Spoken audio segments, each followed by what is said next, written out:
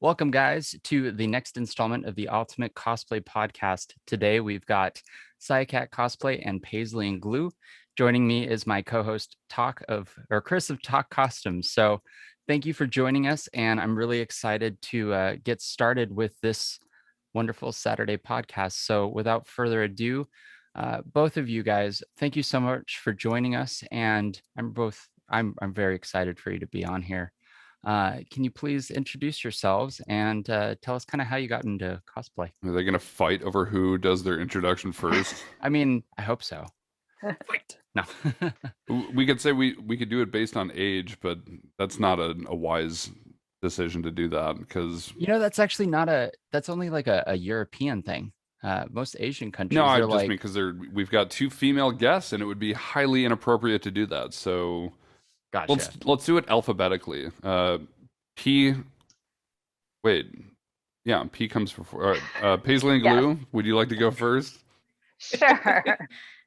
Sure. I'm Maggie from Paisley and Glue, and I have been cosplaying for 7 years, but really only seriously the last couple of years. I work in theatrical costuming for my, real job, whatever that means these days. It doesn't mean anything right now with pandemic town. So hopefully I will be doing that again in the future. But for right now, kind of holding pattern. So yeah. You're still a That's where we are. professional in the theatrical costuming and fashion world. then. Yeah. Right. Yeah. I mean, that doesn't go away just because there are literally no jobs to be had. But yes. Slightly depressing note. Let's continue. Right. Tegan, Okay. Oh. Have you prepared a speech for your your rehearsed introduction? Yeah. No. I want to know I'm every Sayakat credential you have. Cosplay. I'm Tegan of Sayakat Cosplay. I've been cosplaying since 2015. I've been doing it professionally since 2018. So I'm a full-time cosplayer, content creator, commissioner.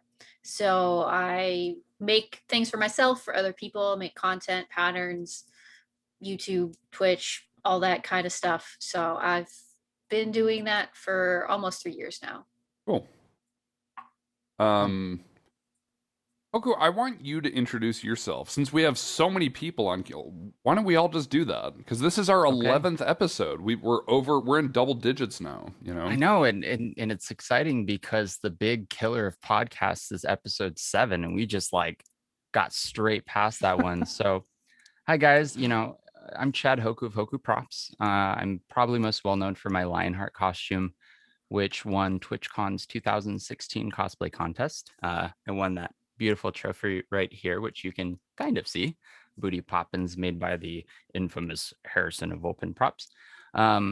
Pretty much a 3D modeler, and my workflow starts 3D modeling to 3D printing, but I'm a content creator. I'm also one of the co-owners of the Ultimate Cosplay Championship. So I'm very much a passionate individual, and my passion's really what fuels me. So I'm also really open to questions. So I like it when people are really interested in asking questions. So, and then, yeah, Chris, how about you, buddy? Sure. I've been cosplaying since 2015, 16, something like that, and I didn't know what cosplay was even after I went to my first con, really, and I just didn't want to stop, and I didn't know what else to do because I didn't know about this whole community. So I got into making men's fashion, accessories, just over like tons of sewing projects, and then I was in my first competition where Hoku embarrassed me in front of several, like, I don't know, 35,000 people when he beat me in TwitchCon that year. And that's when I got into the more legitimate world of competitive and just, community cosplay.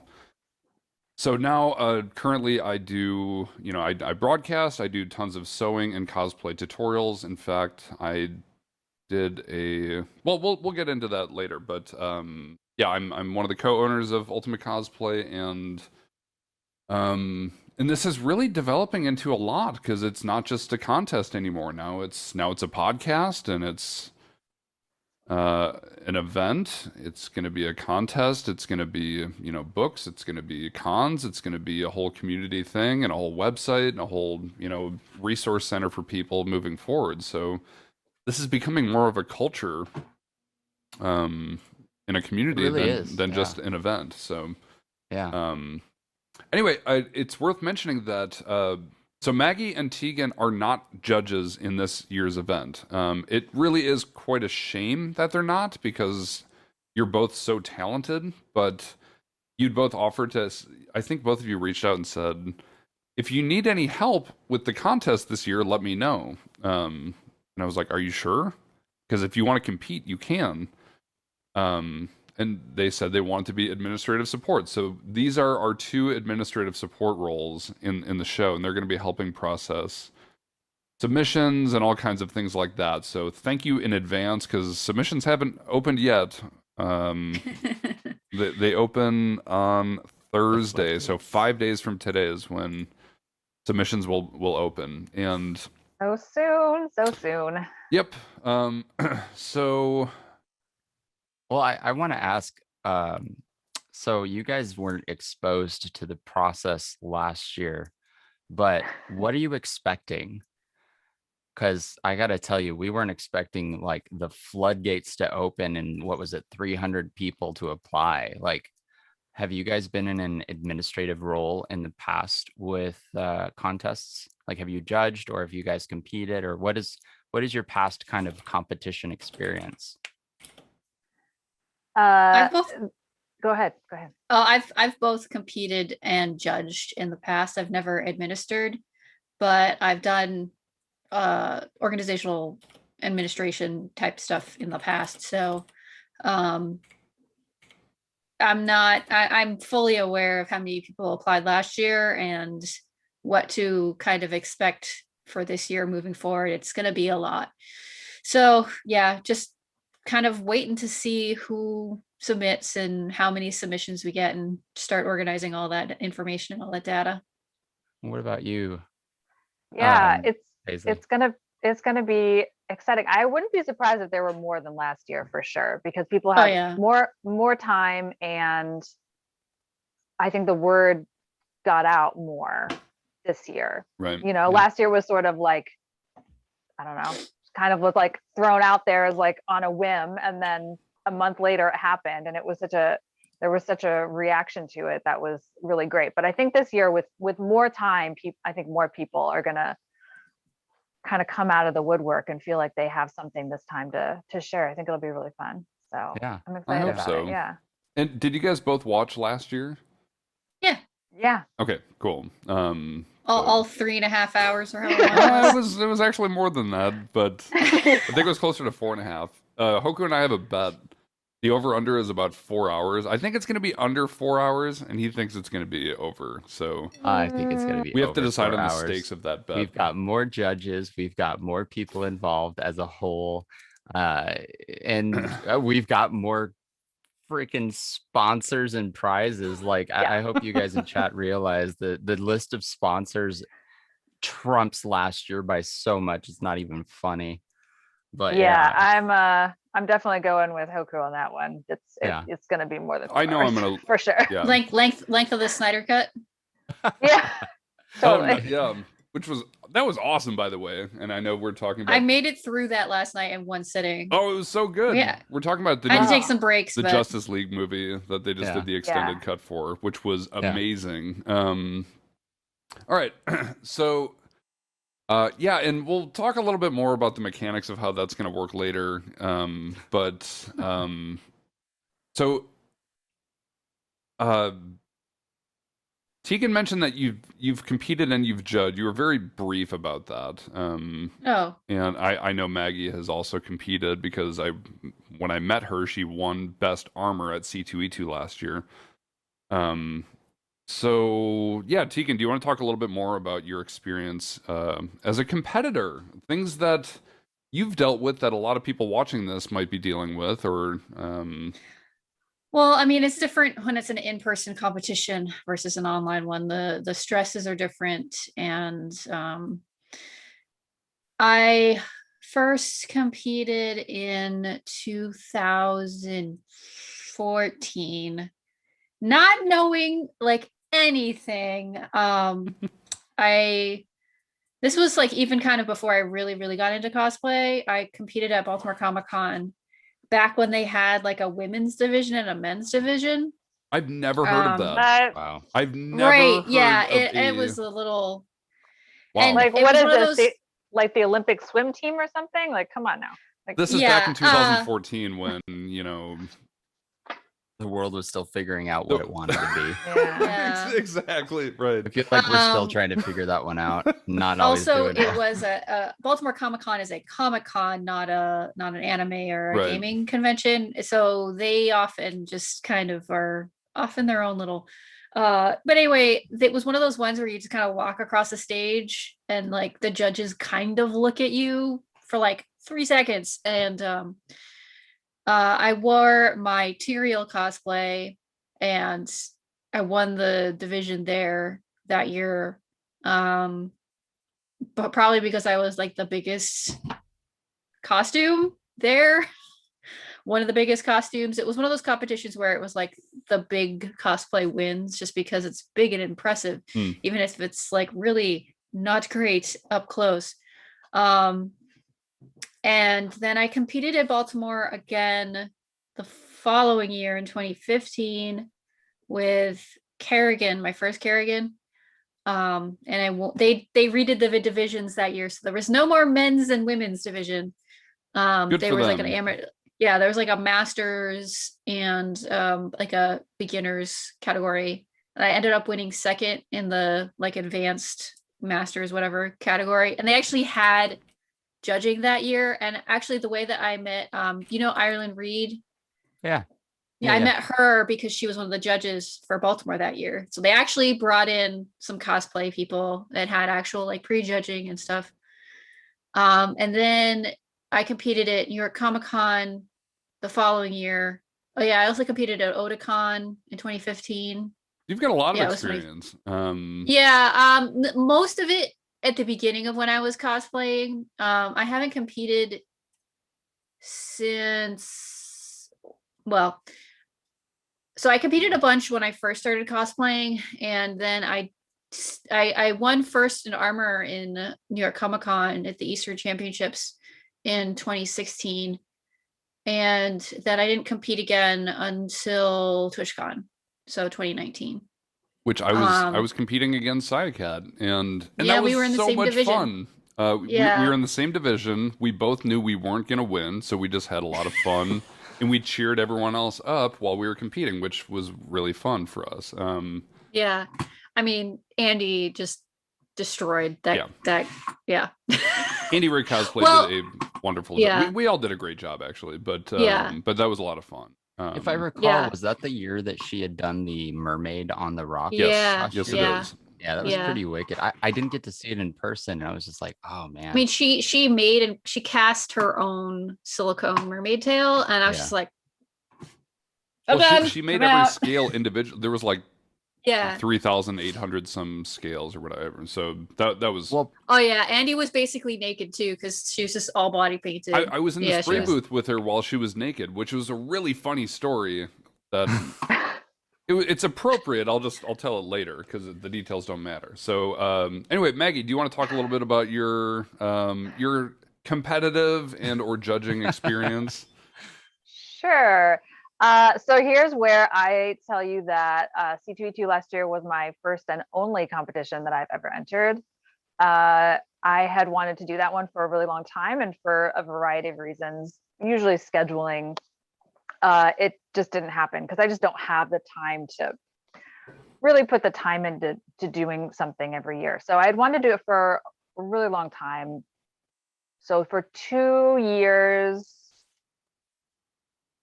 the year before, it was Star Wars Celebration that screwed that up, because then I was just making too many things in too short of a time, because there was like a month between those. It wasn't very long.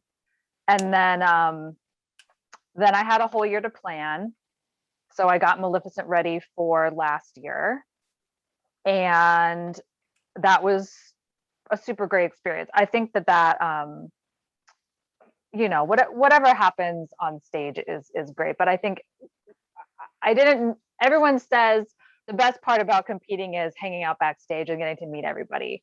And that's really true. Yep. So I was, you know, like Talk came up to me super randomly and just like started like gesticulating wildly and like I was so freaking out. nervous to And meet you so- too, and I didn't. Yeah, we didn't know each other. And I was like, God, this person's costume is so good that she must be a shitty person.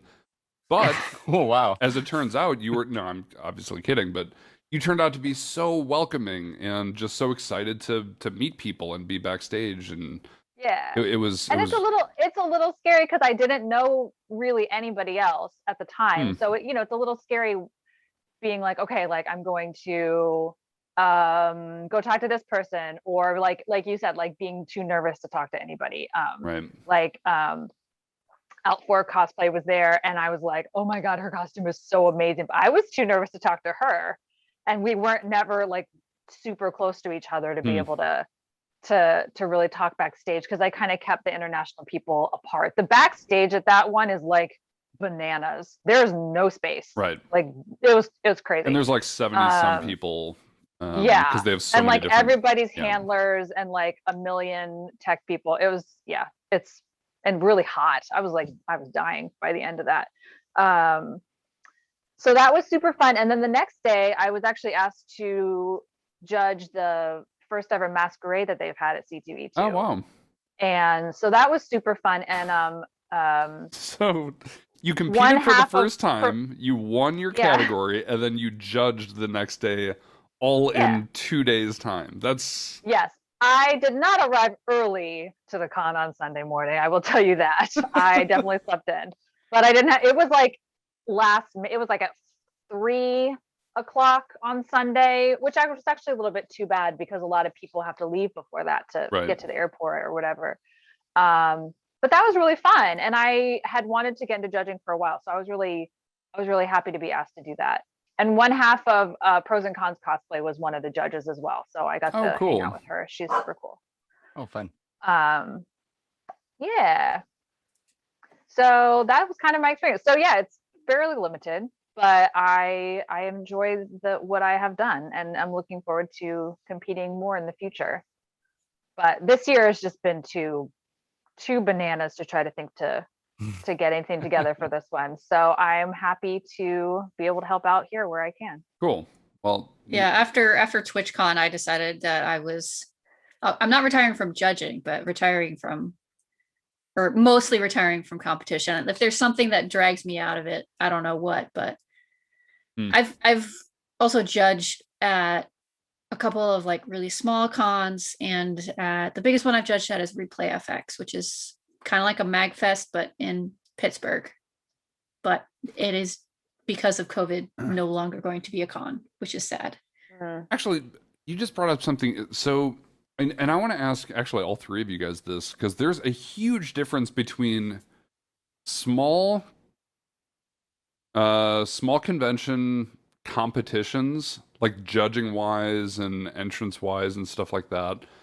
And there's a huge difference between those small contests and like larger scale or international masterclass heavy craftsmanship contests. Does anyone want to talk about the difference? Because some people here watching this might have only been to smaller cons or might have only been to very large cons, because there is a huge difference, and I'd like to kind of talk about that a little bit. Well, there is a difference, definitely. I've judged at some like really small Comic-Cons and also really small anime conventions, or like medium-sized anime. So I've judged at ZenkaiCon a couple of times. What was the other one? I don't even remember the name of one of the ones I judged at anymore. The difference is often that, like, you get a lot of really beginner people entering who don't really realize that it's a craftsmanship contest, that you have to make a lot of your own stuff. What I have to say is, like, the anime conventions, even when they're small, usually have fairly like decent prejudging that they have a panel of like 3 or so judges and like 5 minutes or so for the judging for every contestant, which is pretty standard in most cases. I've even across like the bigger conventions. So anime conventions tend to actually do lots of prejudging. Comic-Con's not so much. So like if you're at a small Comic-Con, usually you just kind of parade in front of some people and they don't really get up and look, or they don't poke around at your stuff. So ZenkaiCon actually, like, they went pretty hard. The people who like were really in like the master class would bring build books. There was someone who came to ZenkaiCon who had been at C2, or like they had something with C2 where they competed at C2, or they missed competing at C2. So they had like a full on, like, really impressive build book. And they ended up winning like best of masters or something like that.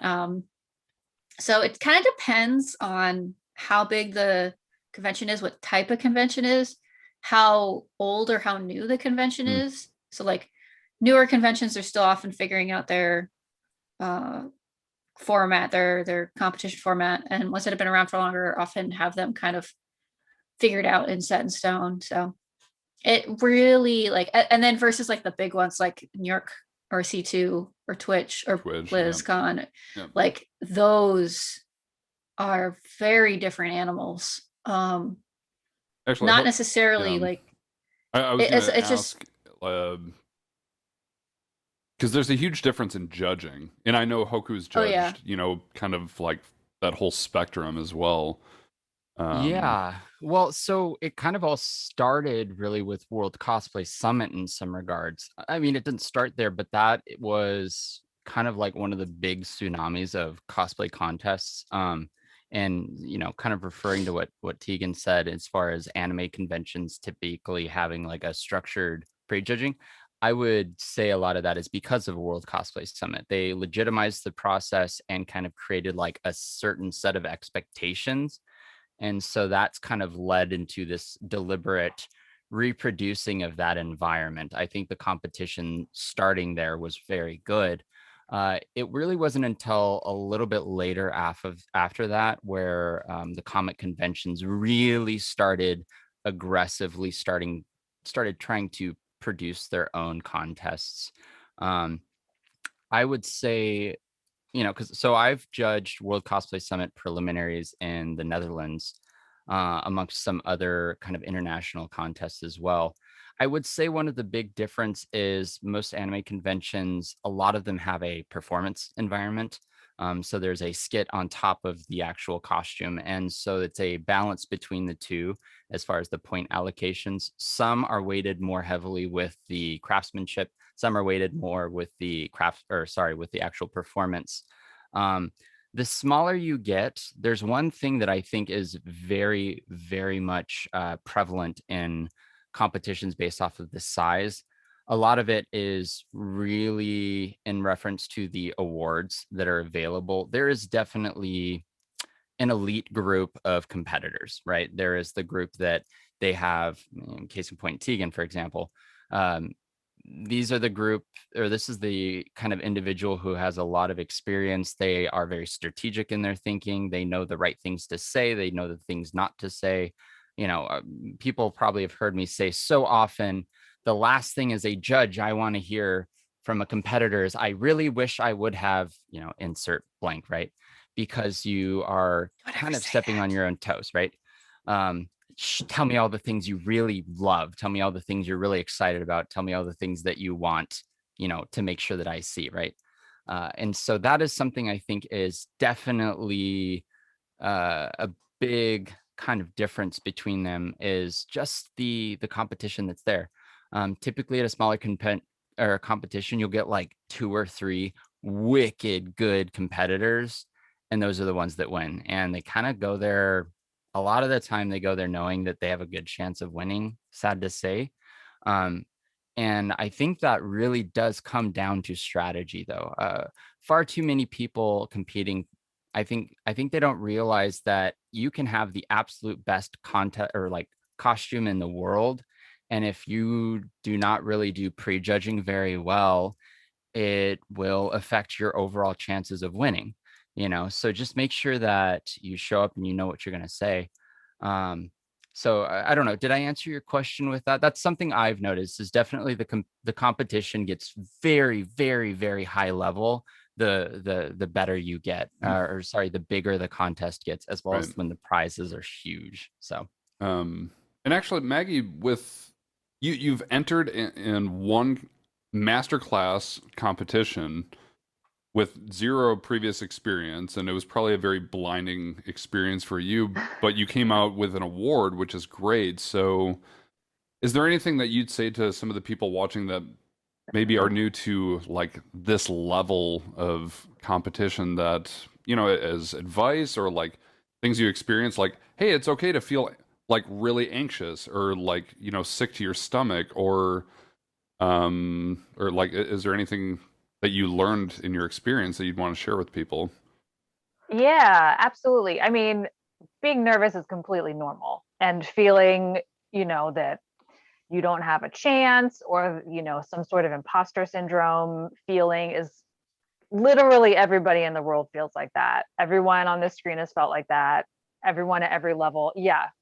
It's completely normal, and it doesn't mean that you don't deserve to be there or deserve to enter. So definitely don't let that stop you if you are interested in entering any kind of competition. What you said, practice what you think you're going to say to the judges is super important. It might kind of go out the window. I know that I practiced quite a bit what I was going to say, and I got maybe half of the information out, and then they started asking me questions, and then you're sort of off the rails from there, and it sort of happens what is going to happen. I would be prepared for sort of think about those questions that you wish they wouldn't ask in job interviews, like, what's your best quality, what's your worst quality, and you have to think about the thing that you're going to say, of like, I just care too much about this job and my work ethic or whatever, like, it's bad, but is it really? It's actually a good thing. Because that was actually a question that I got asked during the C2E2, was, is there anything that you wish you would have done differently, or that you That's didn't interesting, get to do? because I know all of the judges that judge that, and it's really who asked interesting. that question? You Brittany. don't have to. Okay. No, it was Because that's a juicy question. It was And Ivy, it was fine. Ivy Doom Yeah. Kitty, Brittany Ganoza, and Pepper Monster were the three judges for C2E2 that year. And it was a fine question, but I definitely and I came up with something, and it was fine, but I did think about it in a way of like, it wasn't something that I felt like I did poorly. It was something that I wish I had a little bit more time to add on to it. So it's just something that was missing slightly, just one embellishment that I wish I'd had time to do. But that was not a question that I was expecting. So so kind of be prepared for various things to be thrown your way. I do think the virtual competitions are much different than the in-person ones, of being able to, look at the inside of something and really kind of see things in person. Right. Is a very different experience. Not necessarily bad or good, but it's just different. So well, and there's also there's a Facebook group that's what is it called? Cosplay contest support. Yep. Support something group. like that. Yep. Yeah. And they have a lot of resources there about what to expect and sort of how to go through the process. And if you have questions about whether you should be entering intermediate or masterclass or journeyman or whatever the different categories are, they're very helpful. So that's some place to look to see kind of what other people are thinking and doing. Yeah. You had mentioned that you kind of expect the online contest to be a little bit different. And from a judge's point of view, there is one major thing that I kind of have noticed being very different with the contest we ran last year versus the in-person contests I've been a part of in the past. And that is that whenever I'm doing prejudging, I have a chance to look up close and personal. I can ask those questions. I can get the experience that really the audience doesn't get, right? And what's so kind of, I think, a unique quality to the online format, though, is the audience actually sees exactly what the judges see. And so I think there is far more resonance, far more harmony in the overall kind of expectations of who is doing best in the competition versus, who is not perhaps doing so well. And I really like that. I know I've judged contests in the past where the audience completely disagreed with the judges' choices. And I think a lot of that had to come down to oftentimes the person that wins the contest, there tends to be two types of winners. There's the person who made the least mistakes, and then there's the person that blew everyone else out of the water, right? There are times where it's very close between like first place and second place, but I think that having that opportunity for the actual community, for the audience to see what I'm seeing, I'm excited about that every time, because I like to feel as good about our choices as the audience does. And I really like it when the audience agrees with the judges. You know what I mean? So that's something it's kind of a cool part of this contest for sure. Yeah, something that I do watching competitions, having been in competitions and having judged competitions, like I can tell who's gonna probably win a category, or like best in show. Like I did that with like C2E2 and the Crowns like last year. But that's because I have the experience. And yeah, I definitely, like, for a lot of people, they can't see a lot of the detail. Like I know my year when Kiki won, her costume was just like chef's kiss. Like it was so detailed, and but you couldn't see that on stage. Like a lot of her details were so small, so you couldn't necessarily see everything she had put into that costume. And that was really, it's interesting you bring that up, because that was a live con. It's a masterclass con, and a lot of people, and I'm not trying to be dramatic, but there was a lot of drama about that particular year because a lot of people didn't understand why she won, because they didn't see what the judges saw. They didn't see what, even us peers saw.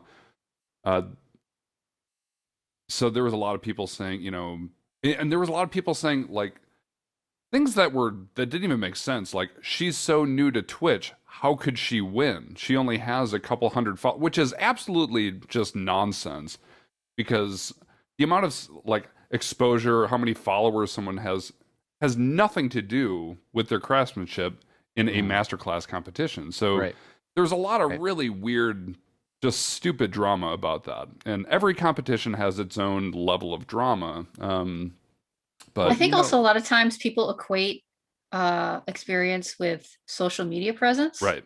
Where I can tell you the most talented people that I know often have the smallest followings because they just aren't interested in that aspect of cosplay. Right. And it's a different skill set. Like being good at social media does not mean you're good at making stuff, and vice versa. They're not synonymous. Sometimes they can be, but they don't always have to coexist. Right. That's interesting. Yeah, like kind of side question for both of you. How big, and this depends really how much you care about it, I guess, but like, well, I'll just ask it this way. How much do you guys care about social media presence as it relates to your, career as a cosplayer or an artist, or like, how much do you care about that? Well, for me, it has an impact on my business. So, okay, like, I do care, but at the same time, I've gotten lots of people come up to me and be like, oh my God, why don't you have like hundreds of thousands of followers? And I'm just like, I can't, I can't produce content as quickly as someone who's going for, hundreds of thousands of followers. Like the cycle of consumption is so fast. And one thing I've noticed that people have said, especially during the pandemic is people are accelerating production and accelerating consumption. And I can't produce cosplays as quickly as people like kind of expect. Like the so for example with like Scarlet Witch, somebody put something out in 3 days and somebody else put something out in like 5 days. So like that, like I have to drop everything, go right into it. Like I have a workflow. I have things to do. I can't just drop everything. Like I am a content creator, and I did put out like a thing on the Scarlet Witch headpiece. But like I know I can't necessarily jump on the hype train like a lot of people Right. expect you to. So whilst I do need a social media presence, it's not like I only focus on social media, because this is a different strategy than being a commissioner. And I have focused more on like long-term content creation, like YouTube, and more community building, like so more content for the community rather than content for the like kind of like consumer of content. What about you, Maggie? How big of a role is social media in your world? Yeah, I mean, you can't discount the fact that, let's face it, everybody likes to get accolades on social media. Like, it feels good. It gives you that shot of dopamine. Like, we like it. But yeah, I mean, Tegan's right. The just like sheer amount of time that it takes to create content at the level that it takes to get hundreds of thousands of followers without, suddenly getting a viral post and it sort of just happens, which is fairly rare. Right. I mean, especially now when it's like it's 5 different methods of content creation for each social media platform now, because it's reels and it's shorts and it's videos and it's lives and it's all the things, and literally nobody can do all of those things, and all content creators are having the same problem, that they're like, it's just becoming a level that's just completely unsustainable, both for your mental health and just like literally hours of the day. It's just not possible. Right. So it's hard not to care when you're right. People look at your numbers and they're like, well, they can't actually be anything because they don't have thousands of Twitch followers or whatever.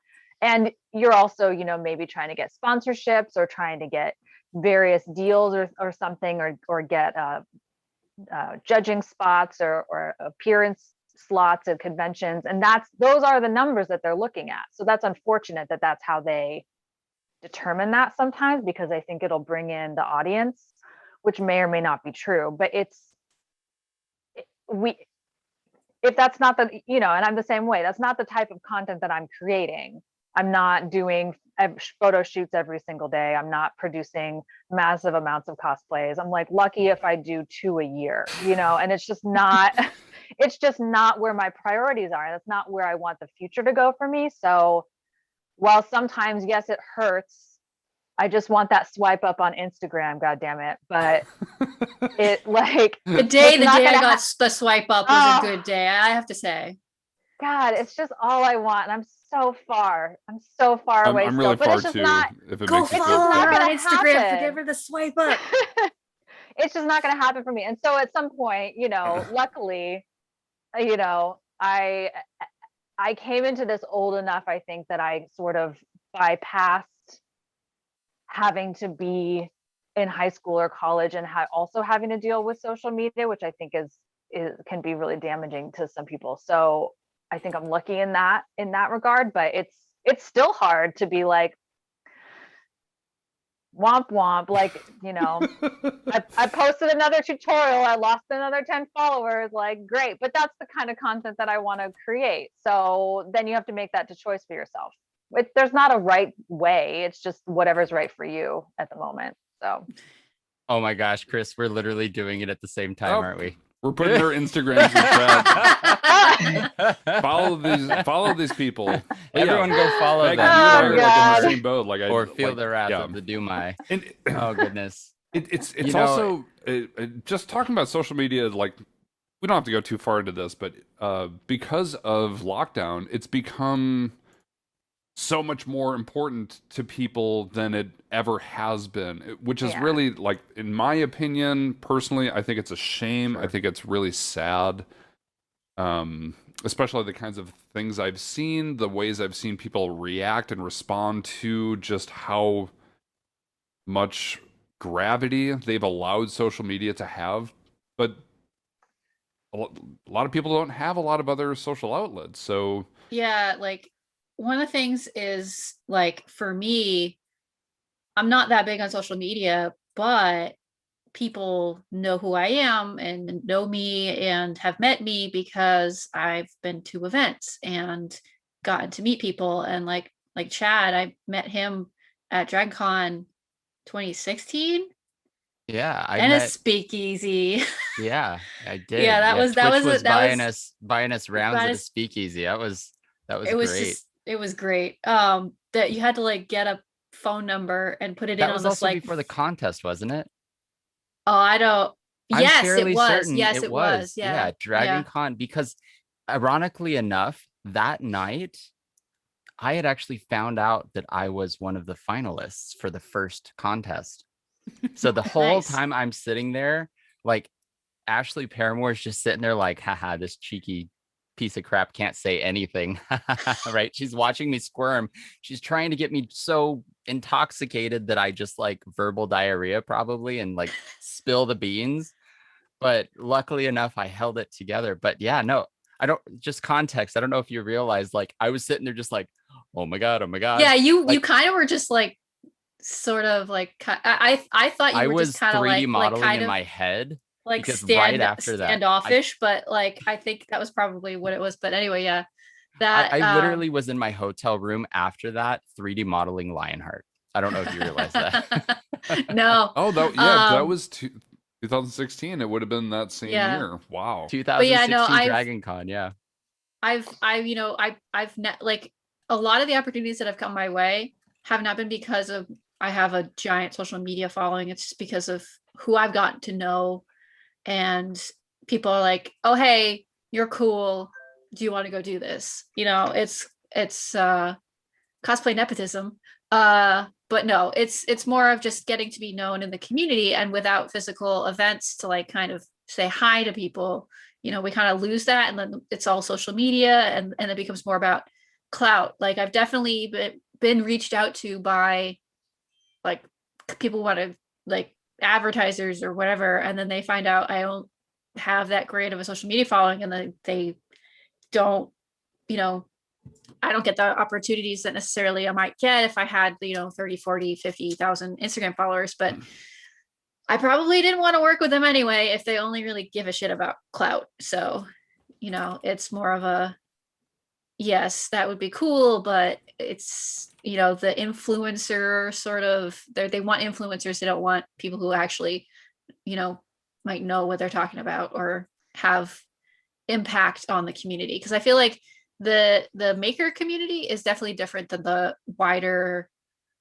cosplay community, and then the people who do tutorial content like Punish Props or Kamui or Kenpatsu, like they are more invested in helping the community, and I'm trying to be more helpful to the community as time goes on, just because like I was a teacher for a number of years and I really like teaching and I like helping people learn how to do stuff.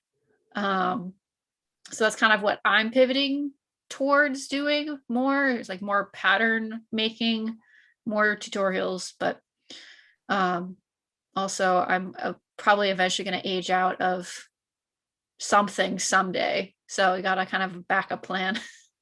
Yep. Sure. Hey, that's kind of where Ultimate Cosplay came in, because we're all getting old and we can't just be young kids running around in costumes at cons for the rest of our lives. Or can we? Yes, that's who. We can. Yeah. Although I have to say, wearing like when I first started cosplaying, which was in my early 30s, by the way. Same here. Like I could walk around in heels, like really uncomfortable heels for like 8 hours with wings on. And now I'm like 4 years later, I'm like, what was I thinking? And how did I do that? Versus now I am broken. Right. That's how I feel about my Reinhardt's number. boots. Yeah. my number one goal with all cosplays is number one, can I sit down and can I go to the bathroom by myself?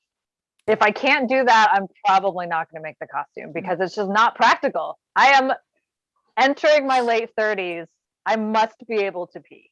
Like there's nothing else to it. Like there's no way. Like I must drink water, and so I must be able to go to the bathroom. Does it have pockets? Yes. That I have the same rules. I need pockets. I need to be able to pee. I need to be able to sit. Like if I can't do if as long as it fulfills two of those things, Right. I'm generally okay with it. And usually I will it's forego being able to sit to make sure that I can pee. Yes. Peeing is more important than sitting. That was actually another question they asked me. I think it was Brittany again asked if I could sit down, which I thought was another interesting interesting question that they were thinking about, like how practical is this? Which I appreciated because as a theatrical costume maker, that's like, can the actor do what they need to do on stage? Right. Like that's always something that I have to think about. But I appreciated the answer because of course it was like, yes, I can, because that's important to me. And you know, it's even more impressive when somebody can make a large, impressive costume and still be able to move and, you know, exist in the world as opposed to just stand and, you know, totter. I have like, 2 words. I'm just picturing Hoku right now, by the way. Which I've got answers for all of these things. So. I've got two words for anybody in chat who's wondering how you might go to the bathroom in a giant costume, and it is crotch snaps. Or just build an internal bladder. Or you just wear a diaper. Yeah, diaper. Yeah. So believe it or not, with Lionheart, I could sit. I could not go to the bathroom.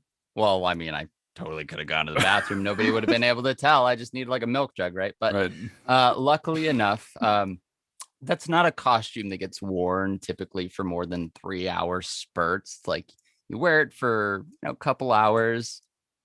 You don't wear it. You bear it for a couple of hours. Yep. And then you finally you kind of take that little bit of break.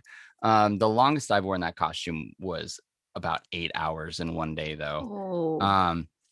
Lionheart is actually very functional. It's not the most uncomfortable costume I've made, to put it in perspective. That would be Uther. But the bottom of there's this really funny picture of me in Lionheart where I'm sitting down, and the way that I sit is at Anaheim Convention Center. I would just sit on like one of the trash cans, and it was high enough where I could just get my butt there. And the only problem is I couldn't stand up on my own. And so I would have to get people to kind of like, right. But that's where, Corgeek comes in, because he's actually the size of Reinhardt. He is a tank. But, yes, he is. I completely agree with you guys. Like logistical planning. I say this so much. I'm going to say it again.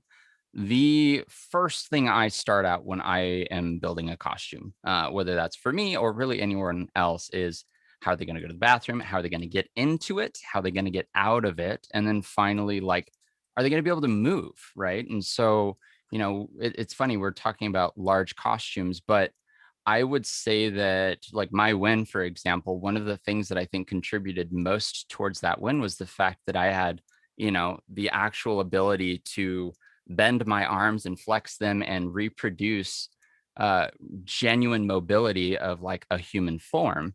And I think a lot of people don't really consider that sometimes. Those big costumes get like the Franken arms, right? Where it's like the elbow is completely just stuck, right? And it's just like, I'm going to say and wave and hide, whereas like I want to be able to wave at somebody, be like, hello, I am Reinhardt, right? So it's so much of that. I think it ties into that whole suspension of disbelief. And that's something that really gets me going. That's what was so cool about Andy Ray, is like, she was in her mermaid costume, but then she had her actual rock. And I thought it was so funny that somebody rolled her out, right? But so what? That's fine. Like, she was so immersive. And that's the thing I really get excited about, is like, if you can just totally fake me out and make me believe that you just hopped right out of the movie or out of the game, like, I'm sold. I'm so excited about that. So yeah, I don't know. I wanted to chime in about sitting in a big costume, because man.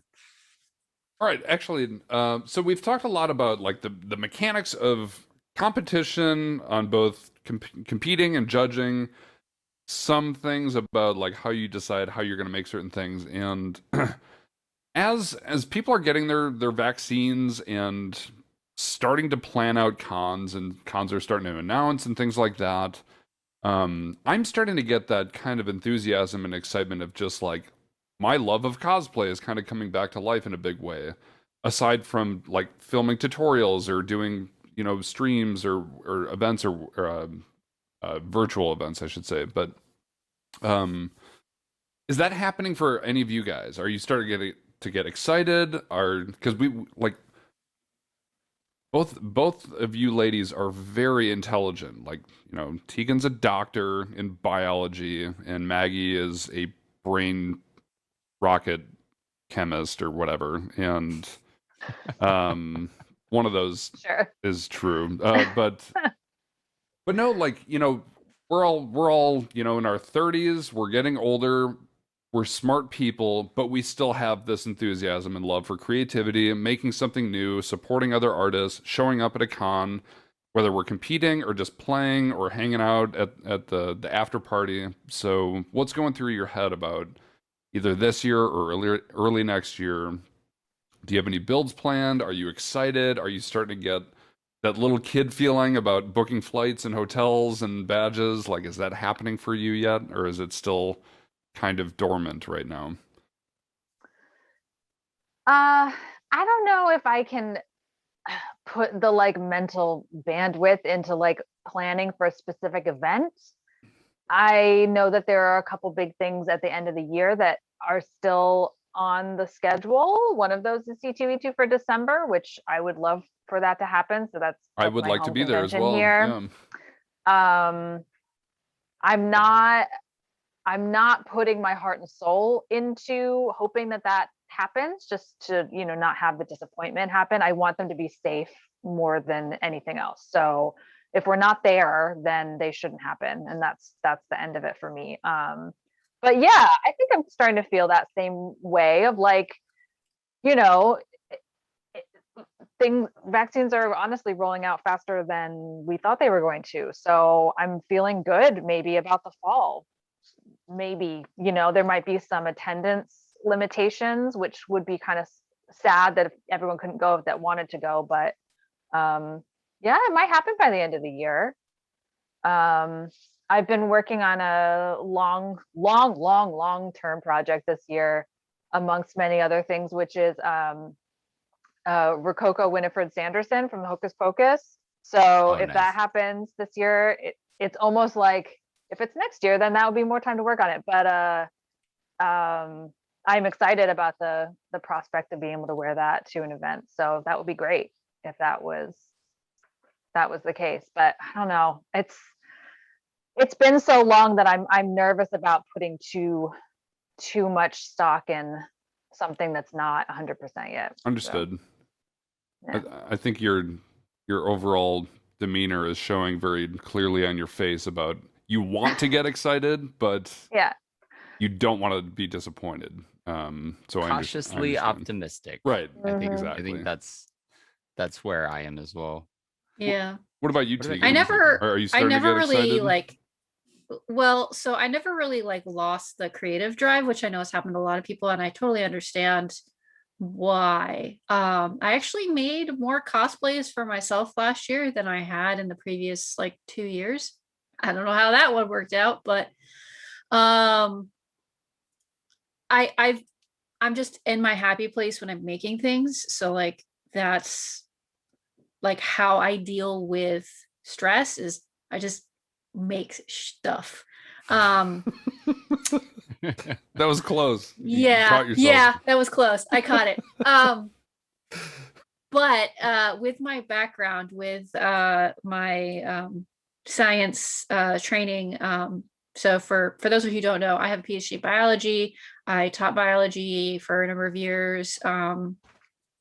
I did my doctoral research on sort of it was on bacteria, not viruses, but on disease transfer stuff. Anyway, with that knowledge, I'm completely pessimistic about everything all the time. And so I just cannot put any bandwidth into planning anything until, you know, the vaccine uptake increases, the actual case numbers come down. And from my perspective, cons can't run safely still. Right. And they won't be able to until we reach about, so like the number of people who need to be vaccinated to reach what's known as herd immunity, which is the level at which infections just can't spread very well in a community, varies. So like for flu, you only need, I think, something like 60% immunity to prevent flu spread. Flu is actually not as contagious as you think it is. But for like measles, you need something like 85-90% of people immune to prevent it from spreading. And if it drops like 5%, that's how you get measles outbreaks. So like measles was eliminated in the United States in 2000. And then a decade later, it was back because vaccination rates had dropped. Not that much, but you know, it drops 5% and it can get a toehold in. We don't know what that percentage is for COVID. And so there's a lot of people who are like, well, it could be like 60%. And there's a lot of people like, no, it's probably 80 or 85% considering how contagious it is. And I don't know if you know the like percentages of like the population, but the number of people in the United States who are under 16 make up 20% of the population of the United States. So to reach herd immunity, we probably have to vaccinate kids because there's a certain percentage of the adult population just won't get it for various reasons, or can't get it. And Pfizer is running trials on children under 12 right now, and they probably will open it up for kids between 12 and 16 in the fall, but kids under 12 probably not till spring of next year. So just knowing what I know, I hate to be the Debbie Downer, but womp womp. Yeah. I mean, if the vaccine rollout keeps going as well as it has and more people get it, I've definitely seen a lot of people be like, oh, okay, so no one's died yet from getting the vaccine. Okay, it's probably okay. So the vaccine rollout is going pretty dang well. There's less hesitancy now that lots of people have gotten it. And I can tell you from a data standpoint, if you get vaccinated, you have a 0% chance of dying from COVID. It's real great. Those are good odds. Those are good odds. I feel slightly embarrassed because I was trying to like switch topics to something that was going to like invigorate all four of us on camera, which would thus, you know, spread to everyone in chat. But what we just did is get very detailed about the specifics of COVID. And I think we all feel worse now than we did before I asked that question. You know what? I disagree. Here's the thing. That's actually my job, is to make you feel worse about it, because like it is. If you keep doing the things you've been doing, all the distancing, the masking and whatever, like if you keep feeling pessimistic about it, that actually is going to make it better faster. Right. It's the problem is people are like, oh, shit's getting a little bit better. Right. We can go do all this crazy stuff now, like go to Florida and have spring break, and then it'll keep you know, doing that. So being pessimistic about it is not a bad thing necessarily. So like if you've been vaccinated, you are actually totally fine to go hang out with other low risk unvaccinated people, like in small group settings, like go hang out with other vaccinated people. Like if you are vaccinated, you're basically like, you can still get it obviously, but you're gonna probably get a mild case and then be fine. And it's one of those, like if this was a flu pandemic, we would be in a lot better of a place, but no, it's a freaking coronavirus, and we just don't, like humans don't deal with coronaviruses as much as flu virus is. So Yeah. Well, Sorry, I went off on No, a no, science it's- tangent. You invited the I scientists. think we all knew this was, or at least Yeah, you knew this was gonna happen. I knew this was going to happen. I mean, you know, when we were making Dr. this Pikachu announcement, made an it wasn't going to appearance. be, you Dr. know, Pikachu. the ultimate cosplay podcast featuring a doctor about COVID, which Hey, you I'm know, all for it personally. You know, as the host channel of this, I think that having a realistic expectation is super valuable. A couple of good things, you know, California, our population really constitutes a big giant chunk. And California's rollout, they just announced that they are opening up vaccinations for 50 and over on April 4th. So if you're in California and you didn't realize that and you're over 50, you can actually start scheduling appointments. And then even more importantly is on April 15th, I believe it is they are opening up vaccination appointments for 16 and above. And so, you know, that's a big chunk of the population of the United States. Yep. Genuinely. Yeah, I told Talk that on Tuesday, so Yeah. the 29th, Texas is opening it to everyone. Yep. And Texas Yes. is the second largest state. Yeah. So So- that's a big deal, and I don't read the news ever. So like Tegan That's is my Plexi, news. The 27th. What? Yeah. Oh, Plexi Oh, I was was talking to talking about so We're for what both it's in worth in Maryland. chat, Oh. if you guys you know live in a state and you know when it's being vaccinations are rolling out, please feel free to post it in there so people Yeah. can be aware. Because You there's a lot of know, people like me it's- that don't read the news. So thanks to today, I know that I could potentially get a shot or schedule a shot by next Tuesday, which is great. So Oklahoma, I don't know. So I wanted to say I am very excited about one convention this year because I think it is the one that I think might actually be possible because it's the pretty much last convention that happens, and that's Holiday Matsuri that happens ironically enough in Florida. So my hope is that Florida can weather the incoming spring break madness and we can have a hall mat this December. But do you guys have like obviously it might not happen this year, but what is the one convention or two conventions that you guys look forward to the most when things can safely reopen? Either one. Well, like I said, C2E2 is near and dear to my heart since it's like in my backyard, which is great. This was going to be the year that I was going to get to Dragon Con because it's also my birthday weekend every year. Obviously didn't happen. So maybe next year? Yeah. I don't know. We'll see. Everyone says it's something you have to experience once in your life. So, and then maybe never again.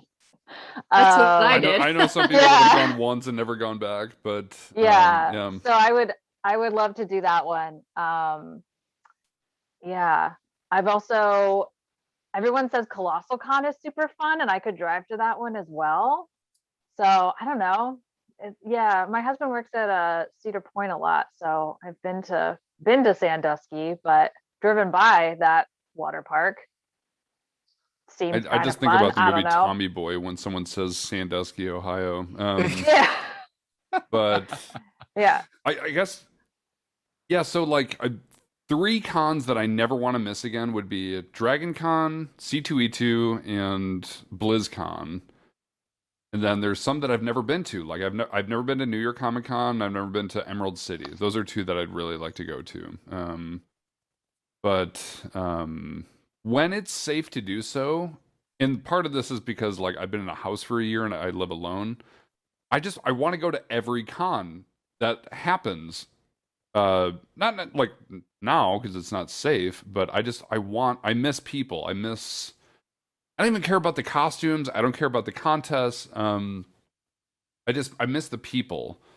And I'll talk about that a little bit later after Sayakat answers what Hoku just asked.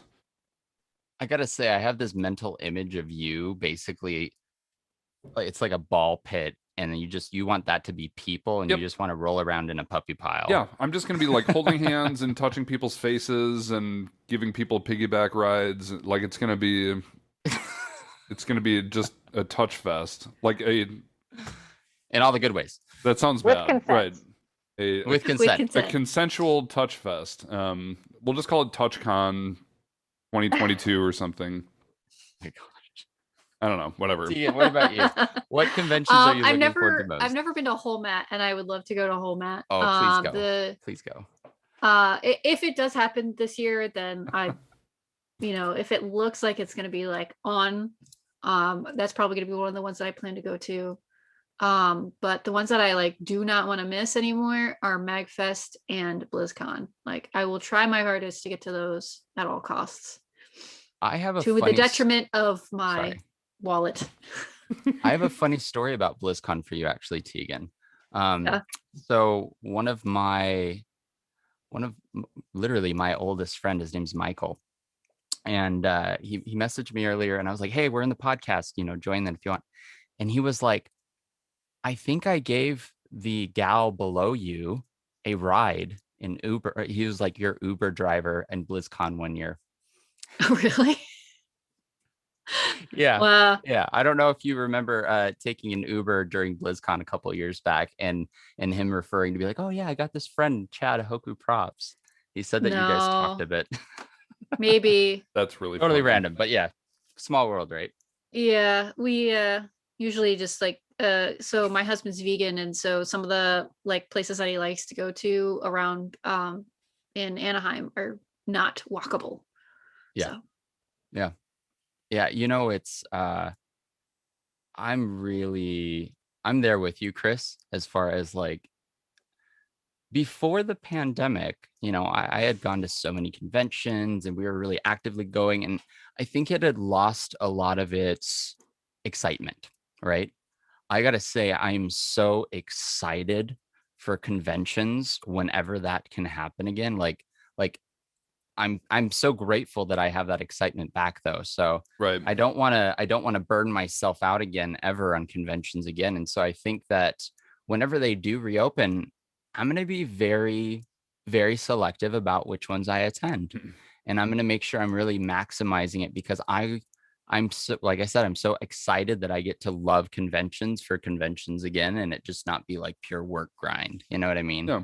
So I don't know. That is funny because I think there was maybe one time before COVID where I was like, oh man, this con is coming up and I have to go for work, which I go to conventions for work, and I absolutely ate those words and regretted that I wasn't looking forward to a con that I ended up having a great time at. But it's like, that's how spoiled some of us were with cons. That I think the year before lockdown, I went to like 11 cons, which is a lot. That's a lot of cons in 1 year. And yes, I missed that. So being selective is helpful, but and this is what I was saving. Because, and I've talked about this with people, I don't know if I've talked about this on the podcast or not, but because of lockdown and because there have been no cons, something I love about cons is you go, you meet a lot of people, there's funny stories, you eat good meals, you see crazy things, all of that kind of, like I've got funny stories with all three of you guys at cons, which is great. But I don't really get to know people very well at cons. You get to party, I know what Sayakat acts like when she's drunk and she has glitter all over her face and she's carrying around a big, basket full of snacks. And, I know that shit's hilarious. But this year I've gotten to, I've had dozens of phone calls with Tegan, and I stayed at Maggie's house when we shot 4 tutorial videos in 2 days in Chicago. And I talked to Hoku pretty much every day, like always. And I've had the privilege of getting so close with so many friends that when life opens back up, and I hope a lot of other people watching this and you other folks here on our podcast have gotten the privilege of talking to more people, getting, building more friendships, either virtually or over the phone or, things like that. Have any of you built, whether you're watching this in chat or any of you guys here on screen, have you strengthened or feel like you've kind of grown into the community a little bit more in a different way that you might not have been able to do if it wasn't for the circumstances. Yeah, absolutely. Part of that I think was taking part in the crown last year. I met a lot of people and sort of forged the beginnings of relationships, like with you, Chris. Talk. No one calls you Chris. Why did I just do that? It's weird. Because you got but closer over the last year. yeah, apparently, like way too close. It's weird. But because we have been forced to go online and connect that way, instead of just saying, "Oh, I'll see you at the next convention," we have been forced to sort of connect in different ways. And I do think that there's been a lot of growth in that way, where sometimes we're spending a little bit too much time on social media. We've also sort of formed really important communities. Various Discord channels have popped up that have been really cool. Various Facebook groups have gotten better and less toxic, and new ones have formed out of that. And yeah, similarly, I'm excited now to see some of these people that I feel like, Right. we're internet friends now, and I'm excited to meet them in person, either again in a different way or for the first time. So yeah.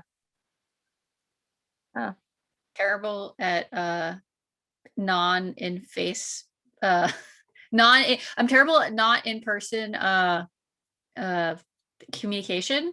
So I like, for me, being away from events has been like, I haven't really like made, I mean, I've met new people online, but it's not like I'm making new friends and then talking to them all the time online. I mean, but like Discord has been great. I've had like a bunch of new Discord servers that I'm in, but I have a tendency I am a serial lurker. I have always done this, where I'll lurk in your Discord and I don't ever say anything, Yeah. but I'm there. That's just my personality. So do you do people watching? Is that kind of your thing? Oh And yeah. basically, you're just getting your people watching fix through Discord. You're like, look at all the Yeah, interesting pretty things much. people are saying. Yeah, or like, they don't need my scientist brain involvement. no, because once you get me, that's the thing, is you might have noticed, once you get me talking, I don't stop. I don't shut Sure. up. But I have had 4-hour plus conversations with Tegan several times in the last year, which You know what? No, Yeah. that's your fault. You That's put your in fault, I'm a yeah. 4-hour talker conversations too, though. out of Maggie everyone. knows. Don't laugh. 90% of yeah. the time we talk, you're like, oh my God, I just had a 4-hour conversation with insert variable person's name, right? Yeah. No, it's true. Greg's like, "Who are you on the phone with?" I was like, "It's Talk." He's like, "I'll come back later." Yeah.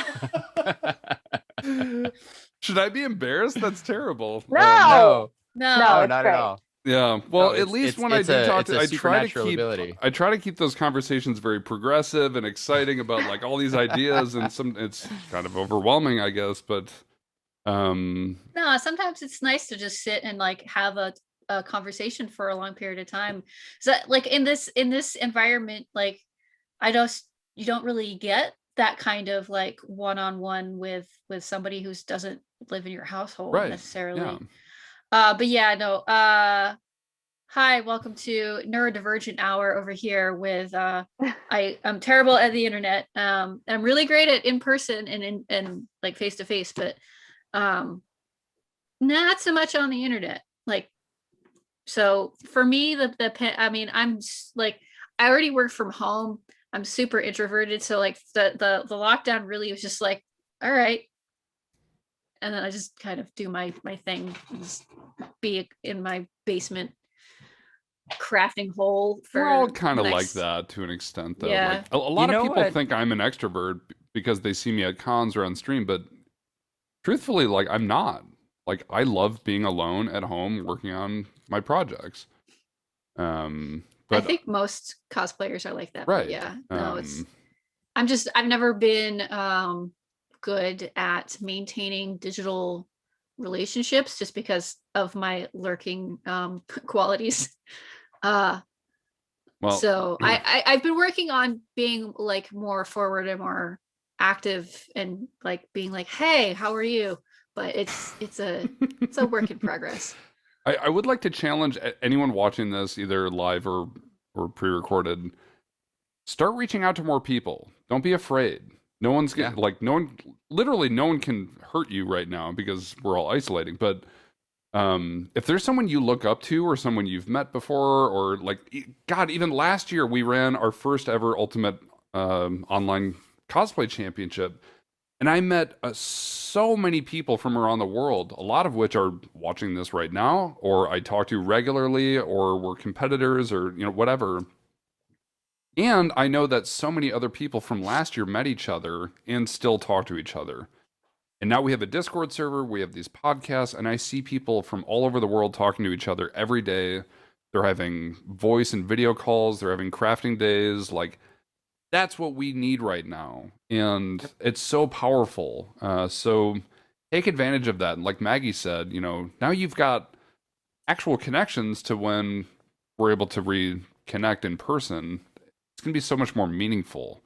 Well, to follow up with what you're saying too, Chris, though, is last Sunday I started our first weekly kind of just cosplay meet and greet craft session on our Discord. And I think at one point we had a good 10 to 15 people. There was in there. like 14 people in there when I was there. Yeah. We started it at, I think it was about 10 o'clock in the morning, Pacific time. And we pretty much kept it going for about 6 hours. And it was wonderful. A lot of people were like, man, I haven't been this productive in so long. And, you know, I wanted to ask you, Tegan, if I ended up doing almost like a chat roulette or just like a something similar to that on Discord, where like however many people are in there, it's like 5-minute meet and greet, talk, communication, whatever. Like, do you think that's something that individuals that are lurkers would be interested in?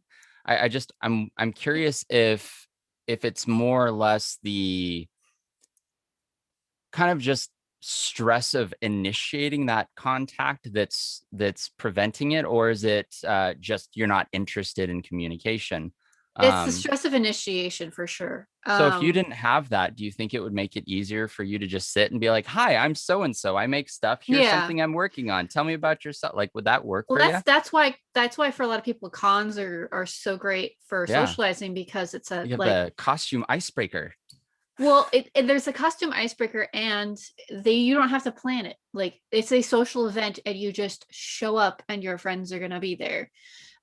So like, you know, you don't have to reach out to people to be like, hey, I want to hang out.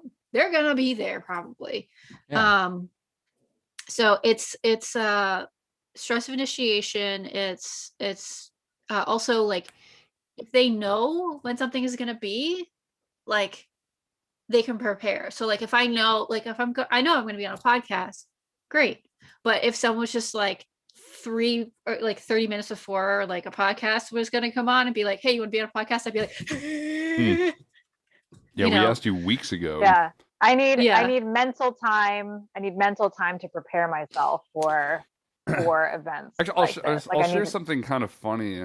So we had our first and only like Ultimate Cosplay committee meeting with all the judges and our admin support and the owners and all that stuff.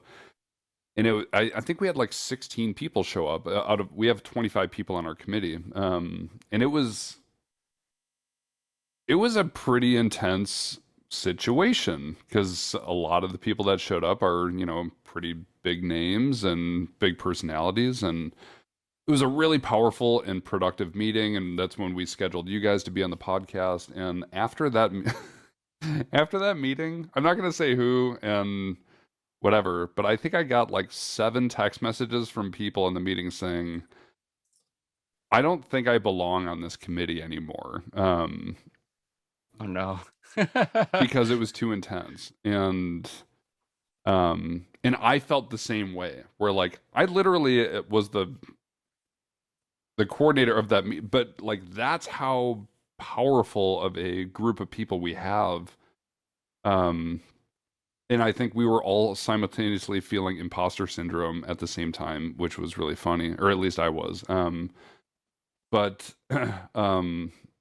it's really interesting. Like, a lot of what we've talked about on this podcast have been people, our interactions with them, how we feel about ourselves, and how we engage with others, whether it's virtually or in person. And what we're trying to build with this event is just another very big, powerful outlet for people to meet other people, celebrate cosplay, show off their work, see other people's work from all over the world. And that's so powerful. I'm so proud to be part of such a big thing like that. I'm so happy that, you know, Hoku and I are doing our best to make that work, and that we've got, you know, you two, Tegan and Maggie, that are supporting this. And like, I look up to both of you so much as artists and content creators, and like, not to scare you, but things are going to get really busy in like a week and a half.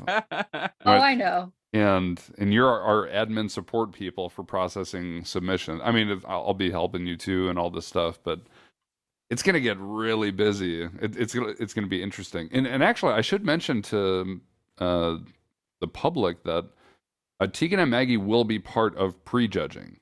They won't be doing like final deliberations and stuff, but all of our committee members are part of the prejudging process. So For Look at the everything. 600 plus that I expect to apply. you're expecting 600? I think it'll be less. What was my actually. number before? I think it was 500 actually. I was like, I think we're gonna have more than 500 people apply. I think it'll be less because people saw what showed up last year, and they're going to be like, I don't know. There were some pretty good costumes. People in Yeah, but chat are aren't saying, there more awards Honestly, this like, year? yeah, there's more awards this year, Yeah. and like that feeling of I'm not good enough to enter, just I'm gonna say an F word, just fucking enter. Like, I agree. there's no harm in Right. it. Yeah. Like, Yep. just do it. And you don't get picked for the final top whatever. So what? Like, you did the thing. Be proud of yourself for doing. That's the thing I like about the cosplay competition scene is like, you're not competing against other people. You're competing against yourself. Right. Like, you're Boom. competing against yourself to produce your best work. That's all it really is. And you just want to show the world your work. That's really and when people have different, I've come across people who have very toxic mindsets about competition, and they are never happy with what they make. They're never happy with the outcome of the competition. They're pretty bitter. They start bad mouthing stuff, the judges, the competition. It's not a good look, and it's not a good attitude. I've never heard of and, like, toxic behavior in this community before. no, none whatsoever. I'm being sarcastic. Like, my attitude. So like, when I submitted Magda, was my attitude was, if I get in, I won. Like, Right. I got to, like, I was in the top, whatever. I don't give Oh yeah. any sort of craps about like actually winning. That would be cool, like icing, but like, you know, just having, you know, my work validated is in and of itself, like, or getting my work in front of the judges, like getting my work in front of Vulpin, you know, like some of the, when he pulled out that jeweler's loop, I almost crapped myself. Like, He did actually do that Was when he this- was prejudging, by the way. I knew it was a joke. He did that during the like Yeah. the like the blocking whatever we were doing the day before, and I was Yep. just like, I knew it was fake because I met him at Dragon. I mean, but I didn't know that at the time. I was just Yeah. like, um, oh no. no, then he spilled the beans on the whole thing during the show last year, which was hilarious, but whatever. Oh So, man. but yeah, actually, But yeah, and- like you're only ever competing against yourself. So Yep. even if you see people who Very much. are like producing like huge, like ridiculous, clean, whatever, that's them. That's not you. Just submit, like, do the thing. I will look Well, at what- it and be like, ooh, I like that costume. Well, and once you do it, once you submit to a competition for the first time, it just becomes that much easier down the road. right. Right. So like the first time's always the super scary one. And then you're going to find it just gets easier and easier as you get more experience, as you get more comfortable. And I think it really helps people find confidence in themselves and their own skills to just be in that space and realize that they do have the chops, and they deserve to be there as much as anybody else. So it's a super scary thing to do for the first time, but you know, what are you going to lose? You know, something that I love that you said that, that both of you said that, but also something that I shouldn't have done last year because I spent like an extra whole day, which I didn't have that much time, but I put every person that submitted their photos or their video in the show last year. So every person that submitted got to be seen on camera during the show, whether they were a finalist or not. I do intend on doing that again. I know just saying that out loud right now might make an extra 400 people submit, but 500. that's what we want. 500. Because At we least want 500. people to see all of this stuff. You know, of all skill levels, of like whether you've been doing it for 6 months or 6 years or whatever, you know, like people want to see this stuff. And also like masterclass competitions can be kind of disorienting for new cosplayers. They can be kind of intimidating because it's like, well, I'm going to give up now because I'll never be able to make that, which is flawed. But when people see other people that are at their skill level or they're brand new, which other people may be, it can be really inspiring and it can really help people to see like, hey, like that's kind of my skill level and it helps. We also have a beginners division this year, which is new. So we're really hoping that that helps to kind of boost up some of the newcomers because, God, I think I was talking to Hoku about this in you said something like the people you feel worst for in the cosplay community are the people that just started cosplaying right before COVID. Because they just got into this new hobby, they just went to maybe their first con ever, or they were about to, and then it was taken away from them right away.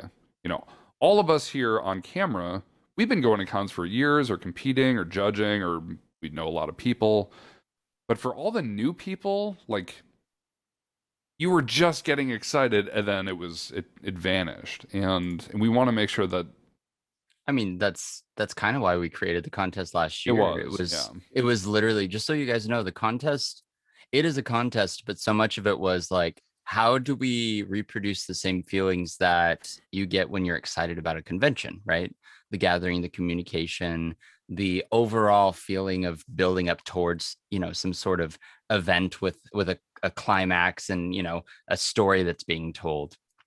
And I think really there's almost an evolution of the Ultimate Cosplay Championship because it's actually becoming more and more like a con in and of itself. It's an online event, you know, that's now developing a community, and now there's education that's starting to roll out, and there's podcasts and communication initiatives. And, you know, there's of course the contest itself, which hopefully is going to be more than 500 people. So I win that bet. But overall, it's something that is evolving. I have to say, I don't think that things are ever going to go back to what they were. And I don't know if that's a bad thing. I think that, for example, a common way that guests were being chosen for conventions, if you guys think about it, you saw a lot of the same guests at the same conventions every single year, over and over and over. And that's because a lot of convention organizers, they weren't really used to cosplay yet. And so what they did is they were looking at other conventions and seeing who were the guests there and then inviting them. Well, if you think about it, you have a year right now to make some splashes, make some waves, become a part of the Ultimate Cosplay Championship, for example, Right. which is going to give you a platform. You know, put an effort and initiative into really putting yourself in a position to be a guest at a convention in the future, if that's what you want, or to judge or to compete. Or, Yeah. you know, so much of what was stagnant up until a year ago is now no longer the case because all bets are off. They really are. Kind of like a reset button on. There was this massive Thanos snap in the world of craft where, you know, all of a sudden everybody's got a chance to really revive themselves and start anew if that's what you want, or if you want to double down and really invest in what you're doing in the past. Once again, like there's going to be some conventions that survived what's been going on, but there's also going to be some conventions that didn't. Right. And there's going to be a whole bunch of new conventions once things open back up again. And so we're no longer stuck in the past. And I think that's something to really consider. I'm really excited just to see how all of this is going to evolve, because I don't know.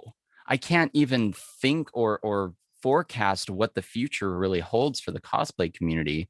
I just know that it's going to be bigger than it ever was. It really is. Think about it, Yeah, guys. this it really definitely is. like changed the trajectory of the community pretty hardcore. And like, you know, for like a lot of cons, like the guests, like the cosplay guests, like a lot of it was based on social media clout and numbers. And now I think the game is kind of changing. And like same for like judges, like the people judging a lot of competitions were not like, you know, craftsmen necessarily. So I think a lot of events have to reevaluate, you know, their structure, what they're doing, who they're bringing on, what they're doing. Yep. All right. So we're gonna get to some viewer questions in a second here, and Hoku reminded me there's a question I ask all of our guests. We're gonna ask you guys right now. You may or may not have seen or heard this, but whatever. So, Maggie, what are your turn-ons and turn-offs when it comes to cosplay? I love this question. She seems so I know, and disappointed.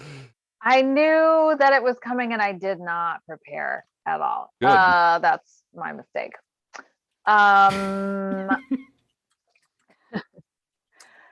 So turn-ons, I feel like we kind of already got there a little bit. When I see a costume that is just like, because I'm a planner and I love planning things and like making it work together. When I see somebody in a really amazing costume that I can just tell that they planned the shit out of it and they made all the diagrams and they made everything work together and everything is rigged and there's like, you know, elastic bands so they can move their arms and there's pockets. Like when you're like, that's awesome. And they're like, it has pockets. You're like, yes. Oh my gosh. And you're like, you know, and everyone's trying to take pictures of them and you're like, I am talking to them about craftsmanship. Stop. And just like fawning all over these people who you may or may not know. Sometimes they're a little bit not into having that conversation with you, which then you need to move on. But I would say I get way too turned on by that on convention floors. It's okay. I'm there with talking craftsmanship with people, okay, whether they want to or not. Which is basically like all of Dragon Con. Like that's what Dragon Con is. Yeah. It's just the problem is you don't remember much of Dragon talking Con. shop. And it's just one big long turn on. Yeah. Anyway. So, I know. I would goodness. Yeah. Turn offs. I mean, I would say it kind of goes hand in hand where someone's obviously spent all that time making something. And so you want to talk to them about that costume because isn't that why they're there? And they're not interested in having that connection with people. And I mean, if they don't want to, I can't really fault them for that too much, but I'm kind of like, what's the point? You know, like you sure you're there to look good and make a good impression, but you know, we talk about the cosplay community, like, isn't that what we're all here for? You mean like people that withhold their techniques or something? Well, that's an aspect of it for sure. But even people who are just like, oh, thanks.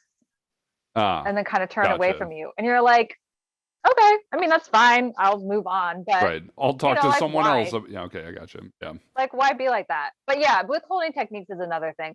And I will preface holding techniques with there's a difference between somebody refusing to tell you how they did something and not having the mental capacity to like send you a 14-page tutorial if they don't already have it written. Like it's one thing to say like, oh, how did you do this specific thing?